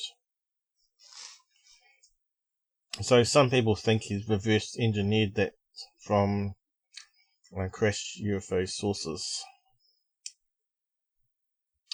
Don't know if we can play that at all.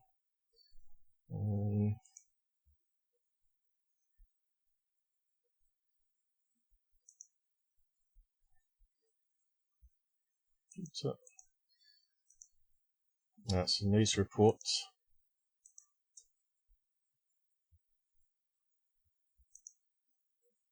Let's see what it looks like. Oh, there you go. Doubles twice the size. I thought it would be tripling in size or bigger.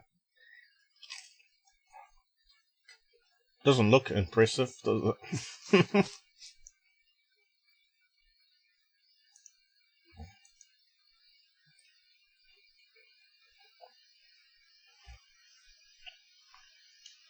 But I can see how they would want to use it, be light. What's that popping up? And you could build hotel space rooms quite quickly.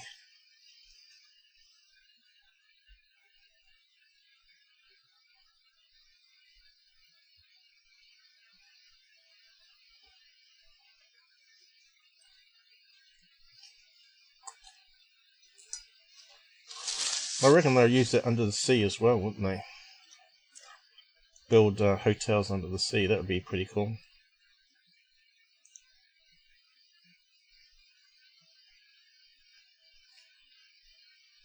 So I assume that's what's inside the module. So it's bigger than what it actually looks like on video. There's Bigelow.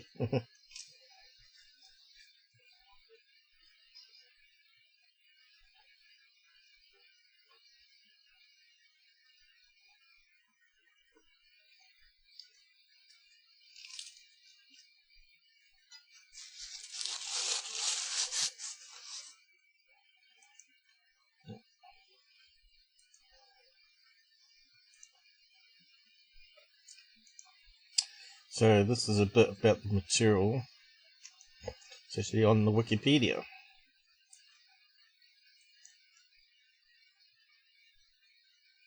Actually, I'll read it in chunks. So there's the chemical formula there.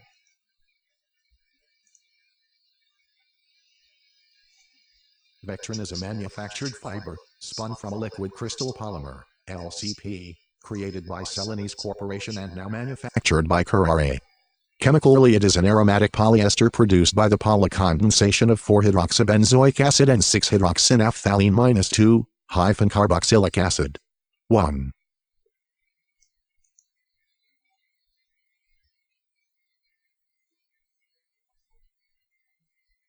So it's got advantages and disadvantages, so let's go through those.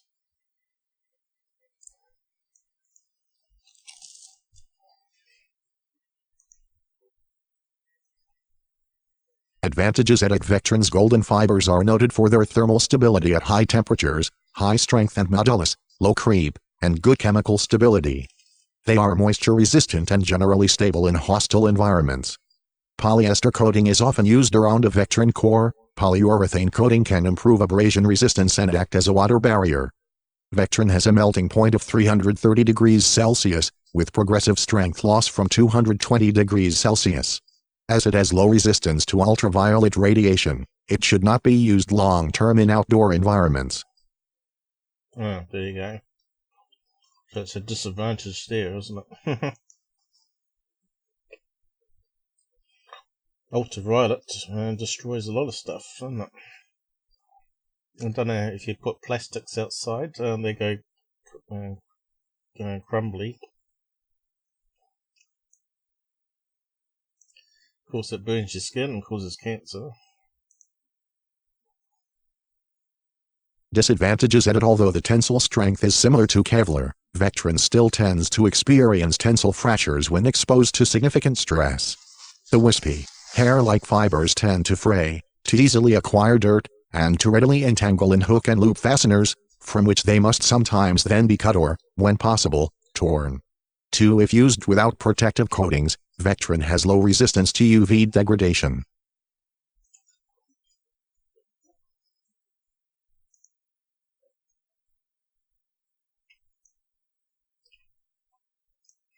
So it's used on the space module. So what other uses? Usage. Vectrin fibers are used as reinforcing matrix fibers for ropes, electrical cables, sailcloth, and advanced composite materials, professional bike tires, and in electronics applications. It is used as one of the layers in the soft goods structure of NASA's Extravehicular Mobility Unit, spacesuit.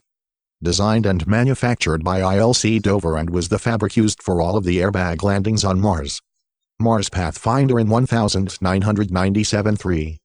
And on the twin Mars exploration rovers Spirit and Opportunity missions in 2004. Also designed and manufactured by ILC Dover. 4. The material was used again on NASA's 2011 Mars Science Laboratory and the bridle cables.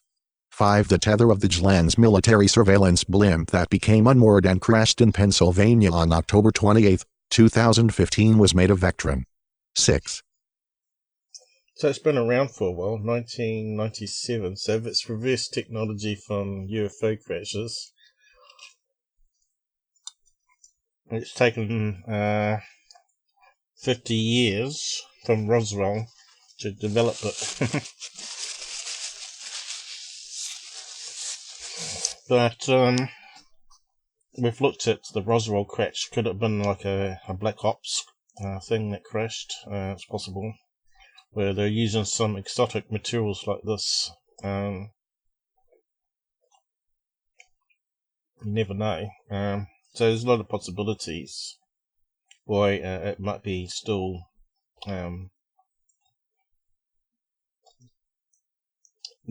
well, not released to public information.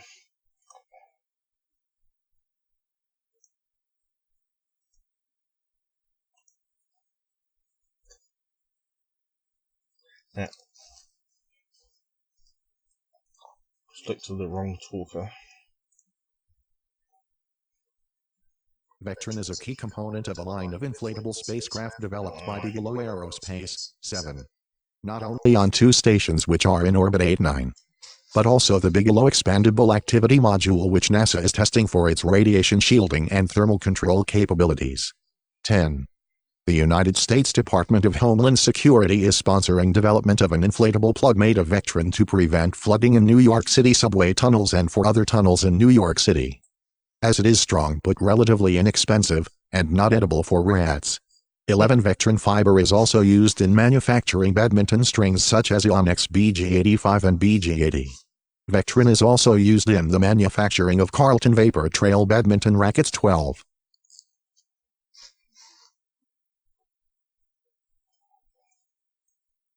So if that's made by Bigelow, it's obviously going to be making lots of money from it then, by the sounds of it. But who invented it?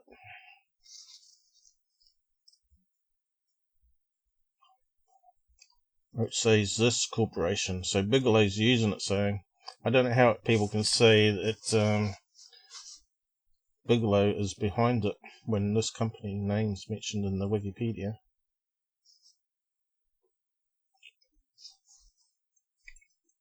Unless he's got shares in it.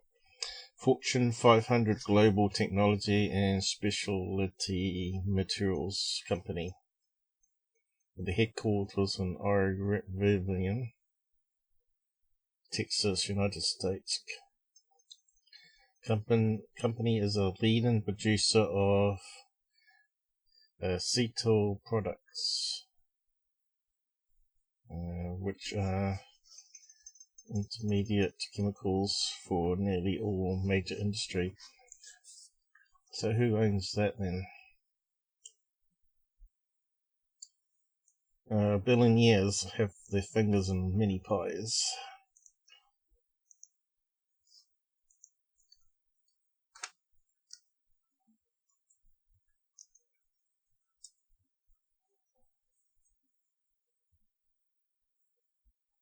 And where's it all going?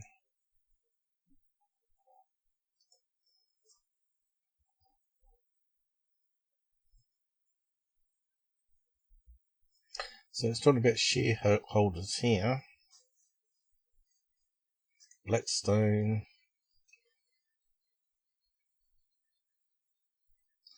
I wonder if we can type Bigelow's name in.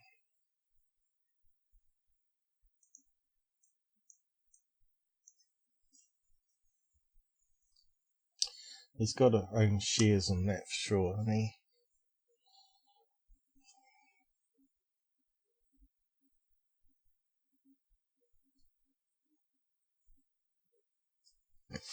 What's this one here?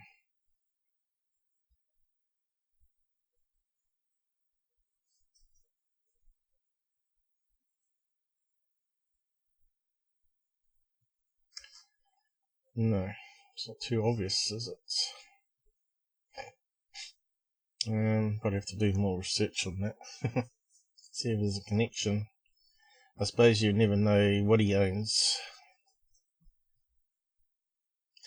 We need that CIA, NSA search engine that Contact 2019 was using.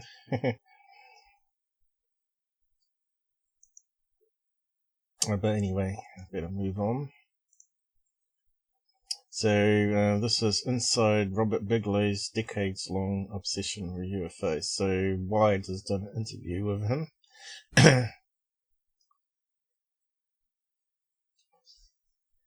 So let's just read out some of this, see where it's going to go. We got that problem again. It won't select it properly. I got hay fever at the moment, I think. It's not helping. In 1994, a Mormon family bought a 480-acre plot in Utah's Uinta Basin, thinking they'd get back to the land. But this particular land was weird.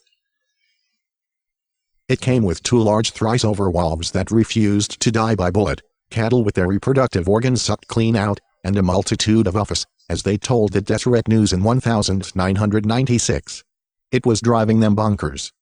Robert Bigelow saw their story. Today, the Nevada businessman is known for founding Bigelow Aerospace, which spun off a business to sell its expendable space habitats just last Tuesday. But in 1995, he had also founded something called the National Institute for Discovery Science, an organization built to research paranormal phenomena.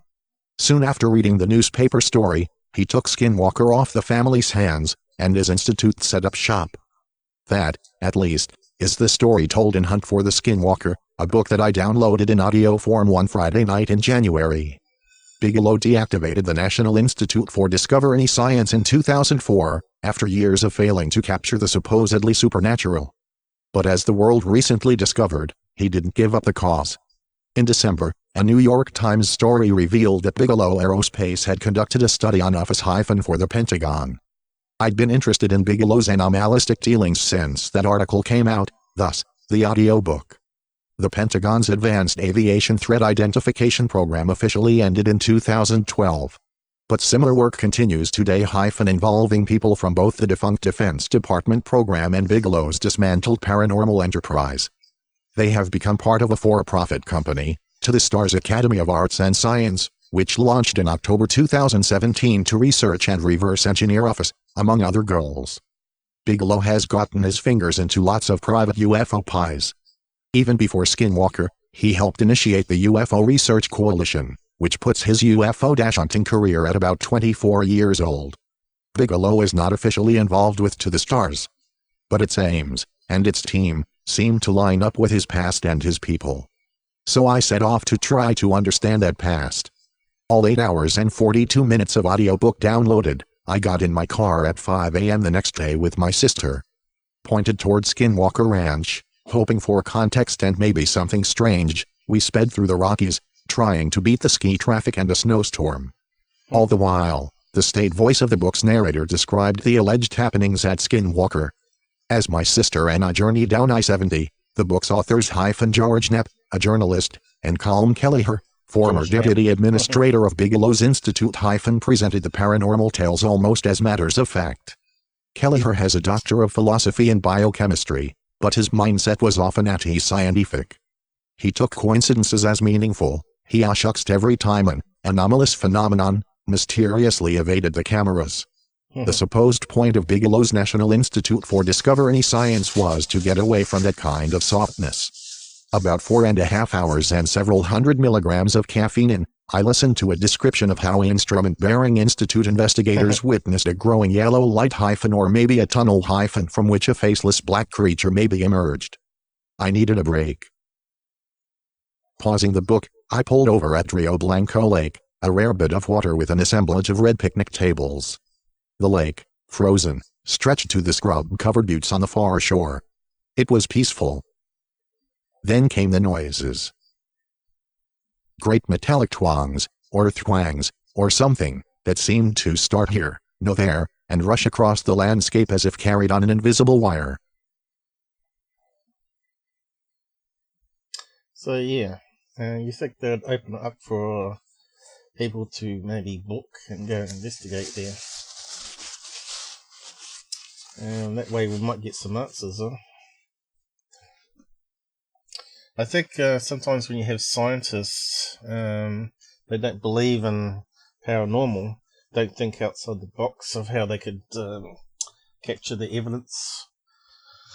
I think the cutting edge stuff for paranormal investigators at the moment, using LED to light up when EMF is detected and stuff like that.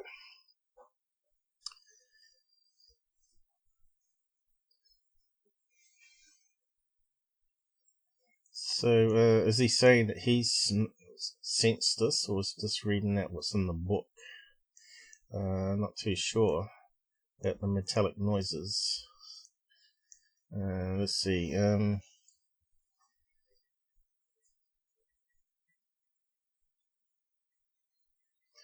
listened to how the instrument hearing institute investigators witnessed a glowing yellow light.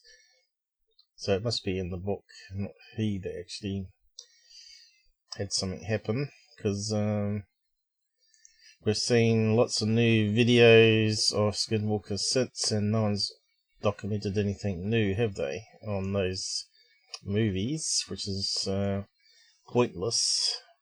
We're looking for something new that verifies it all. They sounded like trebly lightsabers. They sounded like alien spaceship chatter. Like maybe someone had pulled the power lines taut for miles and then plucked them with a giant finger. What is it? I kept saying, deeply unnerved hyphen, not because I thought it was inexplicable but because I couldn't explain it. Okay, so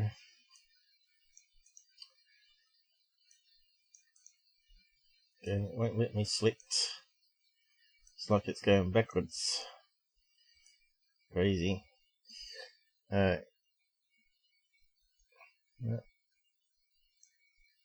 It just won't let me go below that stuff here. And then the lake's ice cracked, the break spreading fast like a fault line in an action movie. The frozen water heaved itself into a new position. With that, the noises explained themselves and stopped. We stood in the silence for a few seconds. That's probably the weirdest thing that will happen all day, my sister eventually said.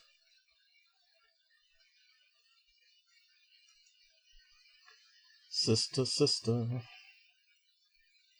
We continued on our way toward Skinwalker Ranch, where Bigelow's people had, for years, tried to find that weirdest thing, every day. Researching UFOs seems a bit like gambling, you mostly lose, or break even, but the promise that you might hit jackpot is powerful. The thing about UFOs that makes them so mysterious is that they disappear, says historian Greg Aghajian, who is researching the global history of UFO sightings and alleged alien contact. Not that they appear. You just have to keep looking and hope they come back. Toward the end of the book, the authors let us know that Bigelow abandoned studies at Skinwalker in the early 2000s. But he didn't stop looking. In 2007, he got the Pentagon contract some $22 million to study advanced aerial threats, including some that remain allegedly unidentified. Around the same time, in 2008, Bigelow created a new company, Bigelow Advanced Aerospace Space Studies, a subsidiary of Bigelow Aerospace. Archived versions of the Bigelow Aerospace Careers webpage say it focuses on the identification, evaluation, and acquisition of novel and emerging future technologies worldwide as they specifically relate to spacecraft. Blair Bigelow, Vice President of Corporate Strategy at Bigelow Aerospace, declined to comment. Colm Kelleher co-author of the Skinwalker book was the company's deputy administrator, according to his LinkedIn page. Around the same time Bigelow created the new company, he also hitched a start to the Mutual UFO Network, a nonprofit that collects and investigates user-submitted reports of UFOs, according to Muffin's executive director Jan Harzen. If we were able to fund you so you could put investigators on the ground faster, Harzen recalls Bigelow offering. Could you get better data on some of these reports? Together, Muffin and Bigelow supported investigators' fact-finding expeditions, and shared data though for less than a year. But that didn't stop Bigelow from collecting UFO reports outside of the Muffin collaboration. The FAA, for instance, used to suggest pilots report UFO sightings directly to Bigelow Advanced Aerospace Space Studies. Christopher Rutkarski, who coordinates the Canadian UFO Survey, says Bigelow approached him at a Muffin conference in 2009.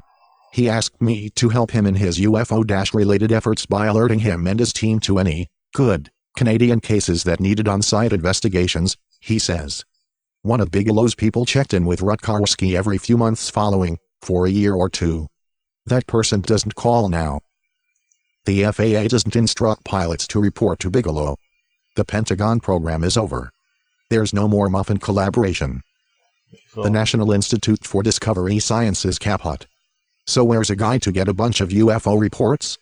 The newest answer might be to the Stars Academy and its newly launched Community of Interest.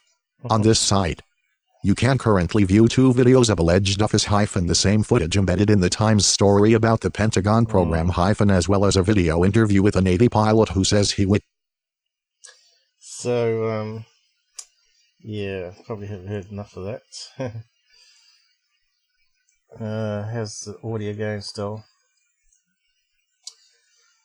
Probably have to wrap up soon, but we've still got a few more tabs here to go through. I'd like to get them out the way with. Let's see. So this one here, which is an image from Star Wars apparently. Oh yeah, they got those shields to protect them from laser cannons. So apparently Bowen in 2015 has patented a plasma force field to protect against shockwaves. As weapons get more sophisticated, researchers are trying to build defense systems that can keep pace. And what better than a force field? So could that be what was around the Tic Tacs or gimbal videos? It's possible. This is 2015. It's quite a few years after those sightings, though. 11 years after. So they're talking about aerospace here again. I wonder if that's Bigelow connections. Aerospace and defense giant Bowen has been awarded a patent to develop a force field-like system that could protect military vehicles from shockwaves following explosions from missiles or improvised explosive devices. So they have it around vehicles on the ground. What do you call them? Hummers or Humvees. So it's interesting about Bowen coming up with this patent, because that Wilson leak thing, which most people think it's fake, apart from Dolan, talked about one reference in it, which may be, because it may be what's in it is taken from other things and made into a new document, which changes the whole contents, the meaning of the whole document. But one of the lines in it was talking about that they were sending crashed material from unknown craft, not necessarily aliens, but it could have been Russian planes or whatever, and send it to various contractors. Now, Bowen would have been one of the contractors probably, and Bigelow, and you also got Lockheed Martin. So, yeah, it makes you wonder if some of those materials has led to this force field patent. So let's just read out a bit of this.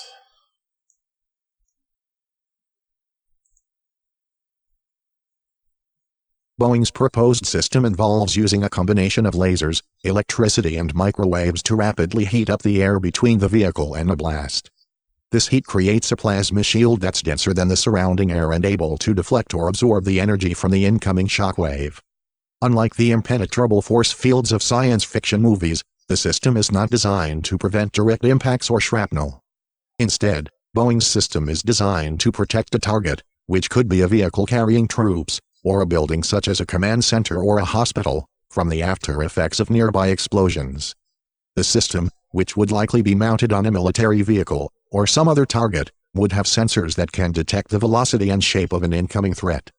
The system would also be able to determine the size and force of the resulting explosion. So they're really talking about shockwave. The shockwave kill you before the shrapnel does, I guess. So they're talking about the shockwave coming here.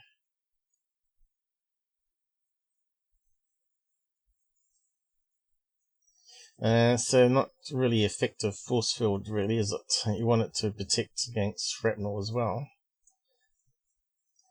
But yes, it's one step further along, because you want to use a force field around a spacecraft, right? If you want to travel really fast, little particles of dust and micrometeorites would be impacting on the skin of the ship. Eventually it would rip it all to bits, traveling for years in space at very fast speeds. You're going to need some sort of force field that saps the small particles. But I don't think you'd be able to go speed of light unless you go into a dimension, because you just plow into planets and moons and meteorites and all sorts of other stuff.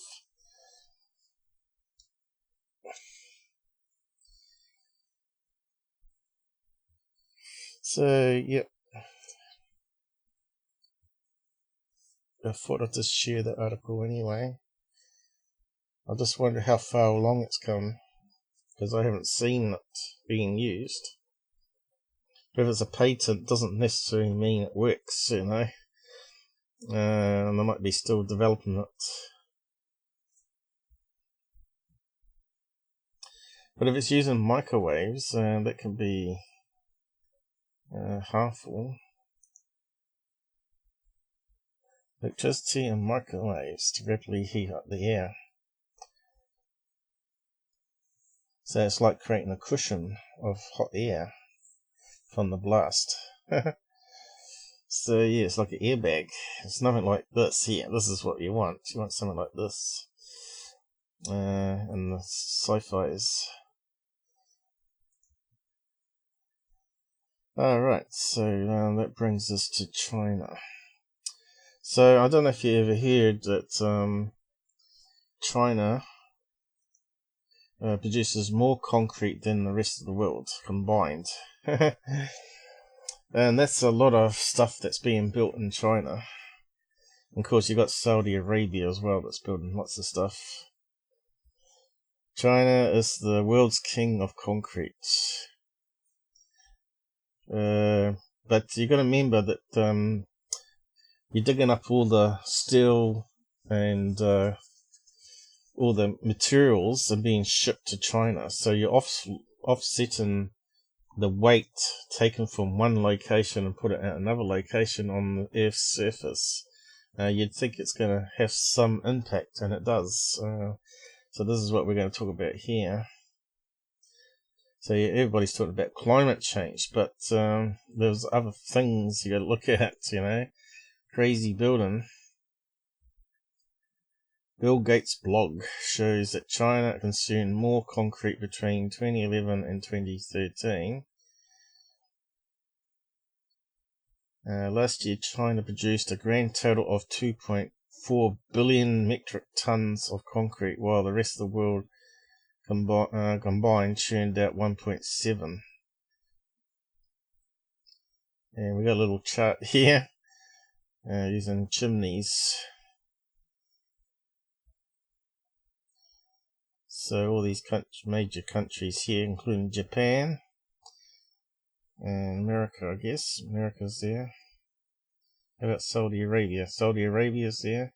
So they're not producing too much. They're about, what is it, 63 tons, 60 tons, 60,000 tons. Is it metric tons?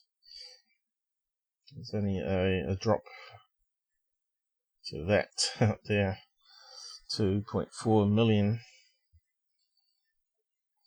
But going from there, China's Monster 3 Gorges Dam is about to slow the rotation of the Earth. So this is back in 2010 they reported this. So there's it's got a lot of concrete in that one dam there, obviously. And also you got the weight of the water as being offset at that one point in the Earth's thing. So a shift in mass of the size would affect the rotation of the Earth due to a phenomenon known as momentum of inertia, which is the inertia of rigid rotating body with respect to its rotation. The momentum of inertia of objects about a given axis describes how difficult it is to change its angular motion about the axis. The longer the distance of the mass to the axis of rotation, the slower it will spin. You may know that, but you see an example of this every day in life. For example, a figure skater. Yeah, so we know about that because I covered that before in previous lives. raising 39 trillion kilometers of water, 175 meters above sea level, will increase the Earth's moment of inertia and thus slow its rotation. However, the effect would be extremely small. NASA scientists calculate that the shift of such a mass would increase the length of the day by only 0.06 microseconds and make the Earth only very slightly more round in the middle and flat on the top. It would shift the pole position by about 2 centimeters. Doesn't sound much, does it? But if they keep building stuff like that, I wonder if it's going to keep on increasing. So some people on TV shows reckon they might have to build concrete offset buildings in Brazil, or not Brazil, well, South America. Cut down the rainforest and build more concrete down there to offset China. I don't know how true that is, but that's what I heard on a TV show that I was watching. So I thought I'd look it up and see how factual it was, and all I can find out is about the dam here. That's lots of concrete, but they've still been building lots since 2010, so I wonder what the new research suggests. So 0.8 of an inch. So if it keeps moving, that means the equator is going to change, and of course the temperature at those locations. They reckon what could happen is it could move eventually, and USA would become like a desert, like Saudi Arabia, I suppose, and the other places would become more lush and green. And it's kind of scary. I don't know if it says any comments here at all, right? So I just wonder if anyone else has heard anything about man's impact on moving resources around. I suppose when you're talking about small amounts, it certainly would add up, surely, over years. It's kind of something to think about. But then I found this one here. What are you saying, Rene? You're back with us. We've had people come and go, but they've not been interested in the stuff I'm going to talk about today for some reason. My Philippines home country. Well, I don't know. Are they building crazy over there? I don't know. Can't be as bad as China. Humans are causing Earth to wobble. So I found this one here. What year was that one? 2018, so it's not too far away. When Earth rotates, it doesn't just spin. The Earth also wobbles on its axis like a top. And now NASA's study has clarified just what causes the wobble. The study identifies 3 separate causes, and one of those is our fault. Of course it will be. Scientifically, the Earth's wobble is known as polar motion. It's a very small effect and barely noticeable with even sensitive equipment. Over the past century, the Earth's axis has only moved about 30 feet. Well, that's quite a lot. In 100 years, 30 feet. So that's going to keep on moving then, by the sounds of it. And it drifts about 4 inches per year. Well, it might go faster with China and all that building lots of concrete structures, right? According to a recent NASA study, there are 3 factors, which we just read out. Why are we repeating it again? So it's talking about here 3 factors that cause polar motion: mantle, convection, glacier rebound, and polar ice loss. Well, how about building structures? Shouldn't that be in the report as well? Previously, scientists believed that only one of these factors, glacial rebound, was responsible for nearly all polar motion. This new approach from NASA, however, identifies 2 additional sources, giving scientists a better look at how our planet spins and how humans are affected in the spin. Mental convention. One of the newly identifiable causes of polar motion is simply the circulation of the Earth's underground magna currents and the movement of the tectonic plates, shifting parts of the mantle create unbalanced weight, which can throw off the planet's spin.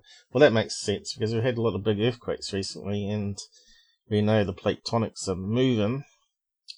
That's going to change the weight of where it is on the surface of the Earth, which is going to change the wobble and also the spin of the Earth. They talked about it being a polar shift once. Well, if all the mass of the Earth was joined together into one big place, which they believe they drifted apart, it would have to be different way back then, millions of years ago. There's lots we don't know.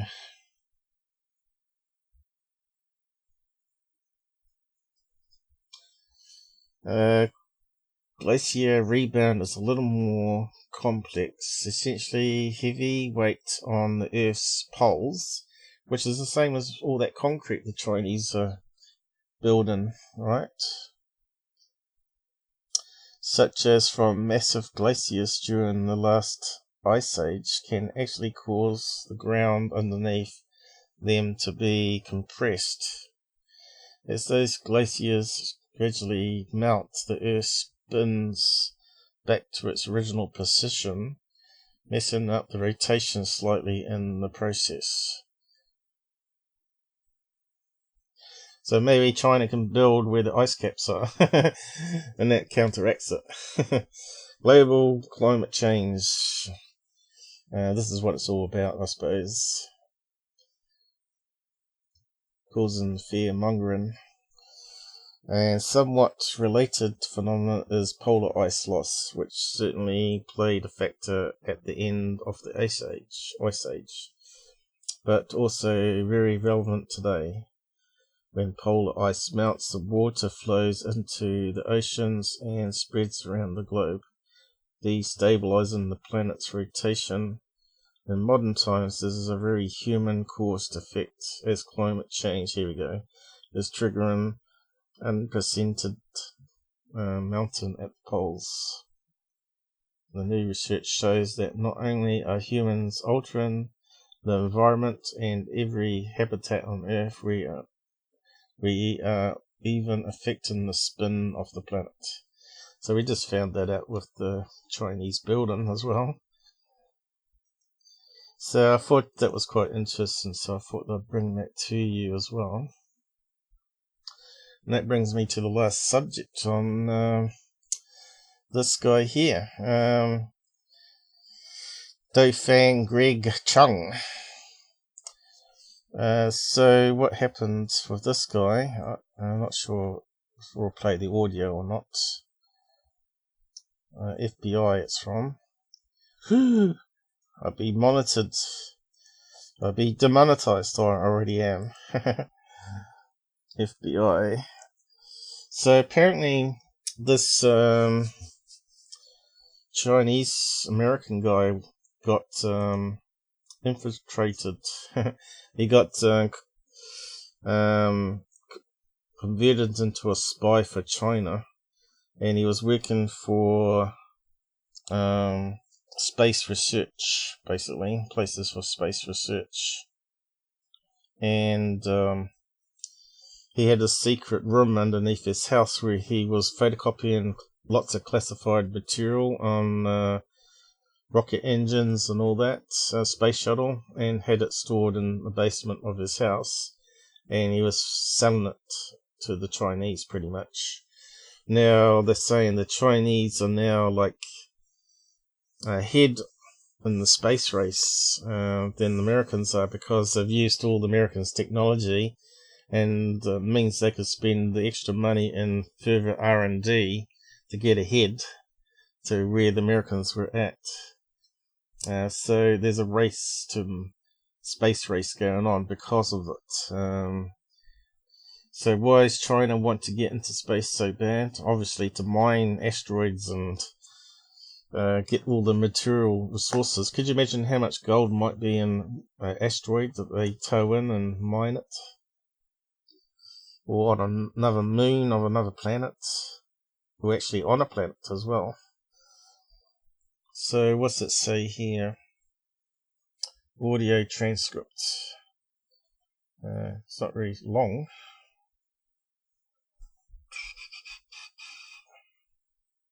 I'll just read it out, see what it says. Fine print there, bit hard for my eyes.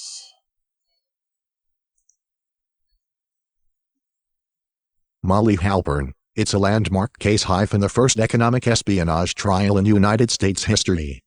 Kevin Moberly, the stealing of our trade secrets from our companies and giving those secrets to any foreign government inflicts billions of dollars of loss to our nation and our economy. That is a national security issue. Halpern, I'm Molly Halpern of the FBI, and this is Gotchad. The 2010 case put Chinese-born and United States naturalized citizen Dongfan, Greg, Chung behind bars for nearly 16 years. It was the longest prison sentence ever handed down for violating the Economic Espionage Act. Special Agent Kevin Moberly. Greg Chung stole $2 billion worth of Boeing trade secrets related to the United States space shuttle and gave them to China. Halpern, Chung had hidden 250,000 pages of sensitive aerospace documents underneath his California home. Moberly, as you crawl underneath the home, it opens up into this cavernous area where he had these documents organized on makeshift shelves. Halpern, the discovery helped put an end to Chung's 30-some years of spying. This has been the FBI's closed case of the week. So there you go, this is a summary. So, billions of dollars. You can see why Trump's hard on Chinese at the moment.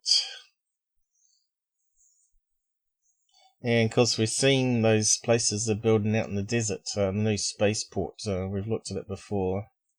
Let's see. They're definitely using the information they've stolen. Spaceport, China. See if it comes up. They definitely got the money, and they certainly got the landmass to build these. So yeah, they've got a few spaceports here, but they're building a new big one. And was it Gobi Desert?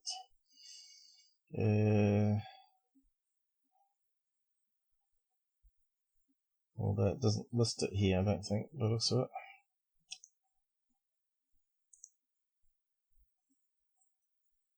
It's spelled Gobi.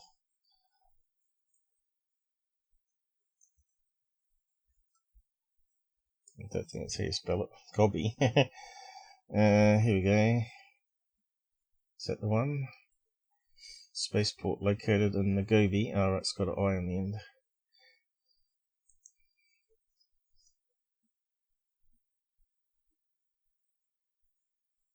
Don't know if that's the one though.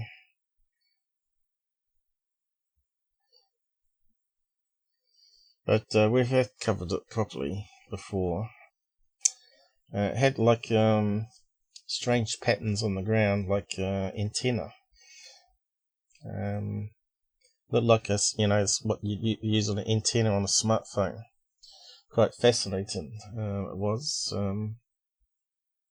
Which means that it might be experimenting with a different way to transmit information back and forth between distant spacecraft out in space using a big landmass as an antenna with lots of copper wiring. It formed like circuit board. So have we got coordinates here that we can get? Maybe we can plug it in, see if we can have a quick look. Not sure if this is the one or if it's a new one being built, but we'll have a look. See if we can quickly find it.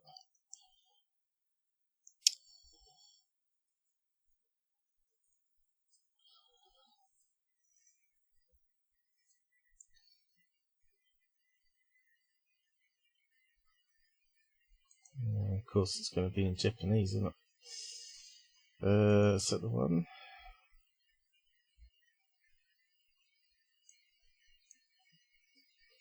Doesn't look like it, because it's way out here.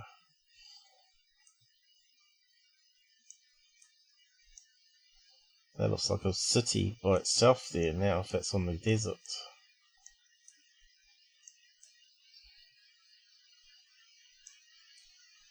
Yeah, I can't remember where the coordinates were for this new structure that's being built. Be here somewhere.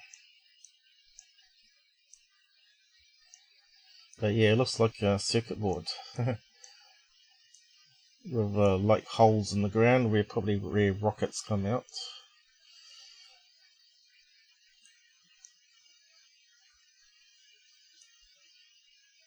You can see you've got a lot of desert area where you can build.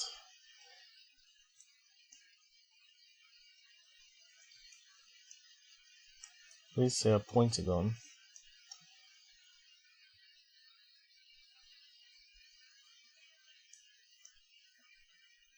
I think it was there somewhere.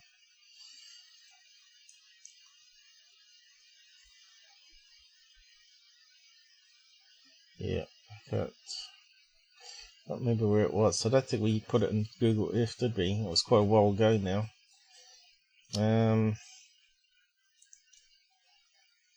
What if there's some pictures? Maybe some pictures of it. Is that the place? There we go. Might be that.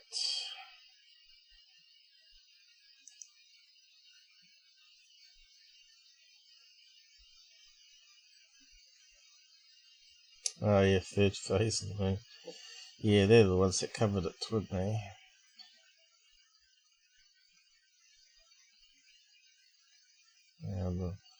So you had these funny patterns. Not that one though. They haven't got the bits I found. But it sort of looked like a circuit board where it went right angles and sort of zigzag and tried to expand the area. Now these look like possibly pathways to where the launch bays are. So it could launch probably 4 rockets at the same time, probably. What was the location on that GPS? Yeah, it's not listed. Can't see it.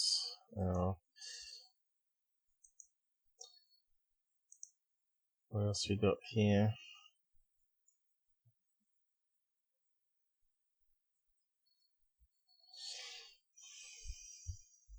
What's that one there? Another one, that could be it. So China's building a lot of stuff. That's basically what we're looking at here. Yeah. It's a useless website. Plus they're building big naval ships. And then they got this crazy structure there, which they reckon's for testing cameras on spy satellites. Maybe measurements, see how accurate it is, I don't know.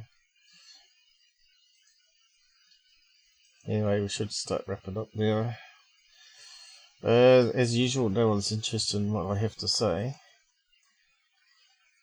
But yeah, I found this thing here as well about Chinese, which my mate reckons is BS. He reckons that's just standard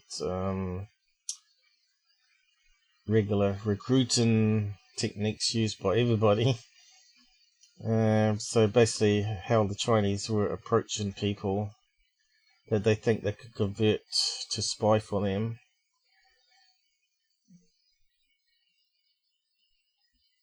Hey, Justin. Well, you're coming at the end of the live stream. I suppose you just come home from work, have you? So, yeah, so you see, we'll read out some of it anyway. It's quite talking about laptops and stuff. The Chinese are the problem, not Russians.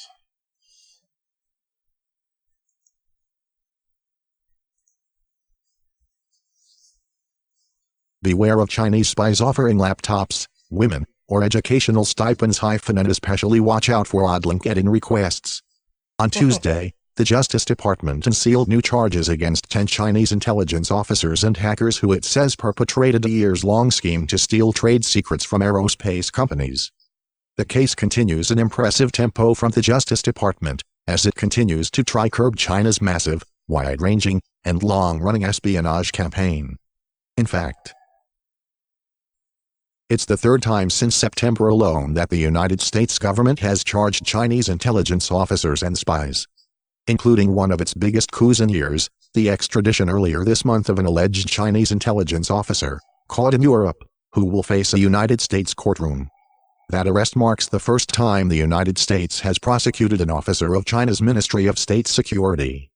The feds believe that the suspect, Yan Zhengsa, spent years cultivating a person he thought was a potential asset inside GE Aviation, which makes closely held jet engine technology. While historic, the GE Aviation case hardly stands as an outlier. Chinese espionage against the United States has emerged over the past 2 decades as perhaps the most widespread, damaging, and pernicious national security threat facing the country, compromising trade secrets, American jobs, and human lives. Even as popular culture and public attention has focused in the past decade on a few high-profile cases against Russian intelligence operations, China's spying efforts have yielded a more steady stream of incidents. Over the last 15 years, dozens of people including Americans, Chinese nationals, and Europeans have been arrested, charged, or convicted of economic or military espionage for China. In just a 28-month period that a notorious Russian spy ring unraveled around 2010, United States officials charged and prosecuted more than 40 Chinese espionage cases, according to a Justice Department compilation. The majority of Chinese espionage cases over the years have involved ethnic Chinese, including Chinese students who came to the United States for college or advanced degrees, got hired at tech companies, and then absconded back to China with stolen trade secrets. Historically, very few Chinese spying cases have featured the targeting or recruitment of Westerners. But this year has seen a rash of cases of Americans allegedly recruited to spy on China's behalf, encouraged to turn over sensitive military, intelligence, or economic information, at least one of which started with a simple LinkedIn message. Sifting through more than a dozen of the major cases that have targeted Westerners, though, provides an illuminating window into how China recruits its spies. The recruitment follows a well-known 5-step espionage roadmap: spotting, assessing, developing, recruiting, and, finally, what professionals call handling. So, yeah. I don't know if we'll read out much more of that, but how much of it's BS or not. But it's fascinating. They have caught that guy, one guy that I was talking about earlier, that's leaked all that space technology to China. Now they're the head in the space race. So that's definitely happening. Hey Justin, how's it going? Just back from work, are you? Well, we're coming up to 3 hours almost, and I've gone through all my zillions of tabs there, and done my best to go through it, to try and keep it interesting. But yeah, the UFO lights was quite a good chunk of stuff on UFO there, and the rest of it is related to space or whatever. Because I'm not exactly a UFO channel. Mine's the Out There channel where I talk about science, paranormal, UFOs, and the weirdness of goes on in planet Earth, of course. So yeah. So we've only had probably, I think, one watching through the whole show today. So I'm always wondering if I should waste my time, keep doing a Sunday one for America if they're not going to join in and chat down the side here while we're doing the live streams, help out, or come on, want to talk their stories. I was going to open it up to anyone that wanted to come on and talk about the UFO stories. It would be great to hear what people are seeing, especially the more believable cases, instead of lights in the sky and whatnot. Some people have had up and close personal contacts, which quite a few of those people are in our Discord group, or were. Some have left again, because people get bored with the UFO topic. I don't know why. I've always been interested in it since a kid. Just getting home from work tomorrow night. Yeah, that's the problem with doing it on Sunday night, because people go to bed early, I suppose, for Monday work. What's that? Secureteam finally put up a new video, has he? Or are you talking about an old one there?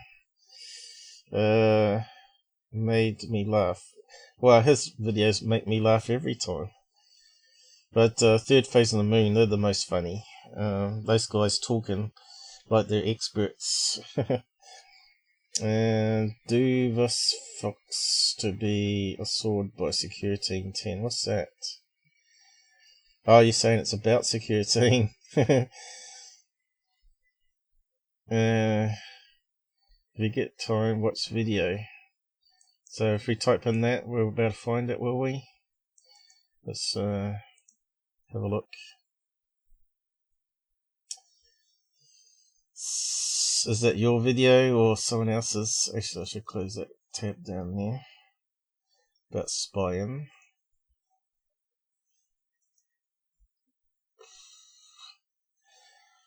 Yes, who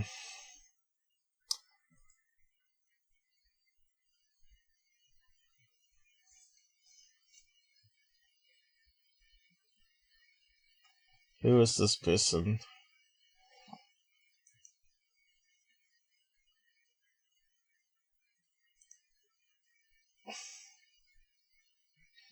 Alien craft vaporizes witness. New Secureteam video is up. Yeah, MF, you better work hard. What is this guy? How much swearing in it? Do I risk playing it? Someone else's. Only had a dream. It was quite vivid, and have always suspected some incident. I woke up from my dream yelling, I think, and sweating a lot. I remember it now at 38. I was 12 at the time. Okay. Maybe you're still being contacted and don't know. But sometimes they reject people. Like, they abduct them, do a test on them, and if they're not up to what they want, they don't come back, don't they? There was a case where a girl they were abducting got an operation to the inner ear or something, a grommet put in, and the aliens told her that they didn't want her anymore because she's defective now. So yeah, does happen. So yeah, do we play this? I don't know how bad it is.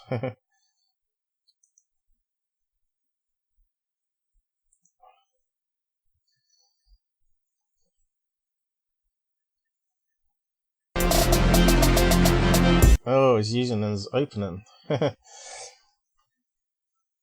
Alien craft vaporizes.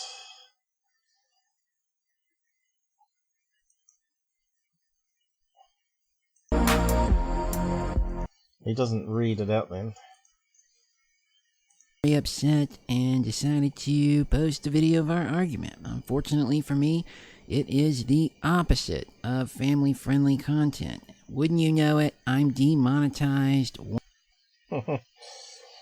Yeah, I've got to be careful playing that one, I think. So what has he got? I think I have to watch this off live. You know what Google's like now. So what else he got here? Oh yeah, those two Nimrods, B1 and B2.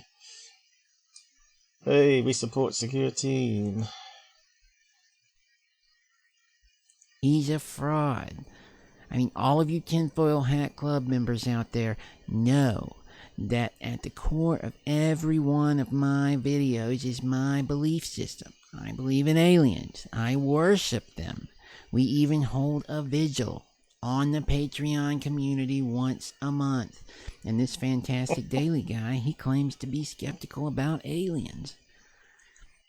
Oh, well, I suppose I'll post it for you guys who want to watch it. I suppose it's a piss take of security. And you got to be careful now of all the hate speech rules and now. So why is it not pasting?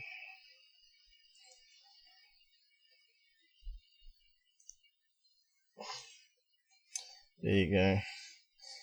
So yeah, it looks like it's going to be funny. I'll let you watch that in your own space. I'll probably post it around Discord so people can have a watch. He's got quite a few views there. Is this guy in Asia or somewhere, is he?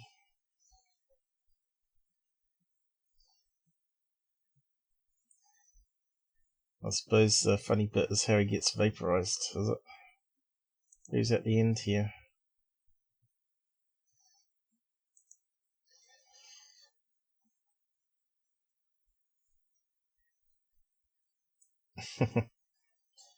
You finally a new secure team video. Way better than the original.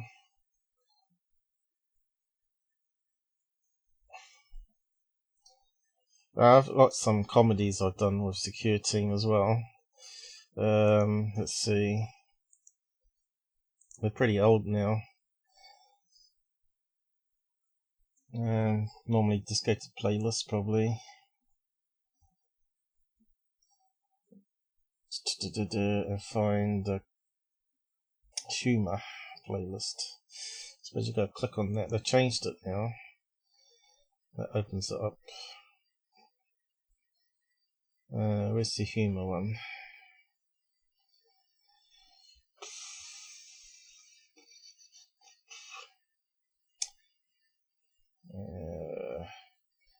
I'm just going past it. Oh, here it is. Got the humor thing. And that one there, securing the shoes on the power line. And then I've got 20 UFO security where he goes and investigates outside for the first time. He's an armchair ufologist, right? He's in America. He's got lots of opportunity to go, lots of where with his new, what is it, P1000 camera and document stuff. What else I got? I got the Men in Black one, so I got 3 of him. Oh, right, and of course the one where DeLong and him are sort of bragging. What's that one called? Dr. Norton. Oh yeah, got the third phase comedy there. Alex Jones. Oh yeah, that's another one. Secure Leak. Oh yeah, when he's drunk at a party. And admits he's a disinformation agent. Tom DeLong vs. Secure Team. So yeah,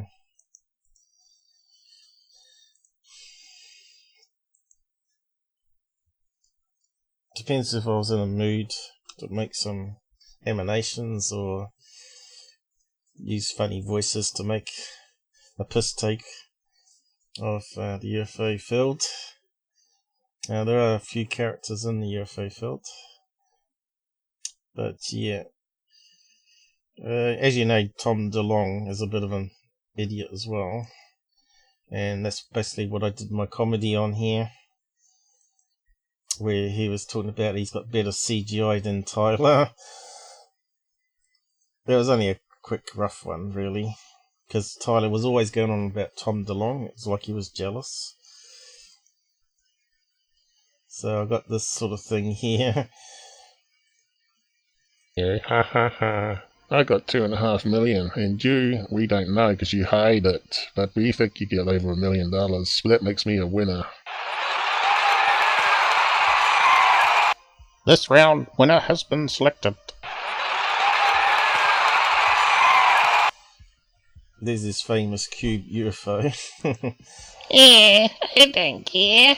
My CGI's better than your one. And that's Tom DeLong. He thinks this CGI video of a TR-3B is actually real. So they're complete idiots, these two. But anyway, if you want to go and watch it, go ahead. I don't think it got too many likes, that one. But I don't care. As they say, truth hurts. So, yes. What was the last bit we're going to do? Alright. So I might just look at that later. And I better wrap up for the night. I've got stuff to do. 5 PM here now. What's happened is we've got daylight savings, so I'm an hour forward now. So normally this would be 4 o'clock, and now it's at 5 PM, getting near dinner, so I've got to dash around now. But yeah, it's been great. Go and check out my piss takes if you want to and have a laugh, and also that other one by another group or person. And I'll say good night, and please like and share. We did some interesting topics tonight, so you can sort of skim through it if you're not interested in particular parts. So we'll probably cover maybe more in the future, but it's a start, you know. See what comes out in future, new information or whatever. So yeah, better switch screens here and say goodnight to you guys. And Robert will be doing 2 more UFO cases with me next Saturday. The last one we did was really good, and I was amazed at how much information I didn't know that we found on O'Hare Airport UFO case. A lot of information there, and also a rare Japanese UFO case that hardly anyone knows about. Was very interesting because straight away I saw connections to ghost rockets, which I talked about today, which I need to update the description. And yeah, go and check it out. It's quite long though. I think it was 3.5 hours, was it? But yeah, I better finish up now and say good night. Is it playing?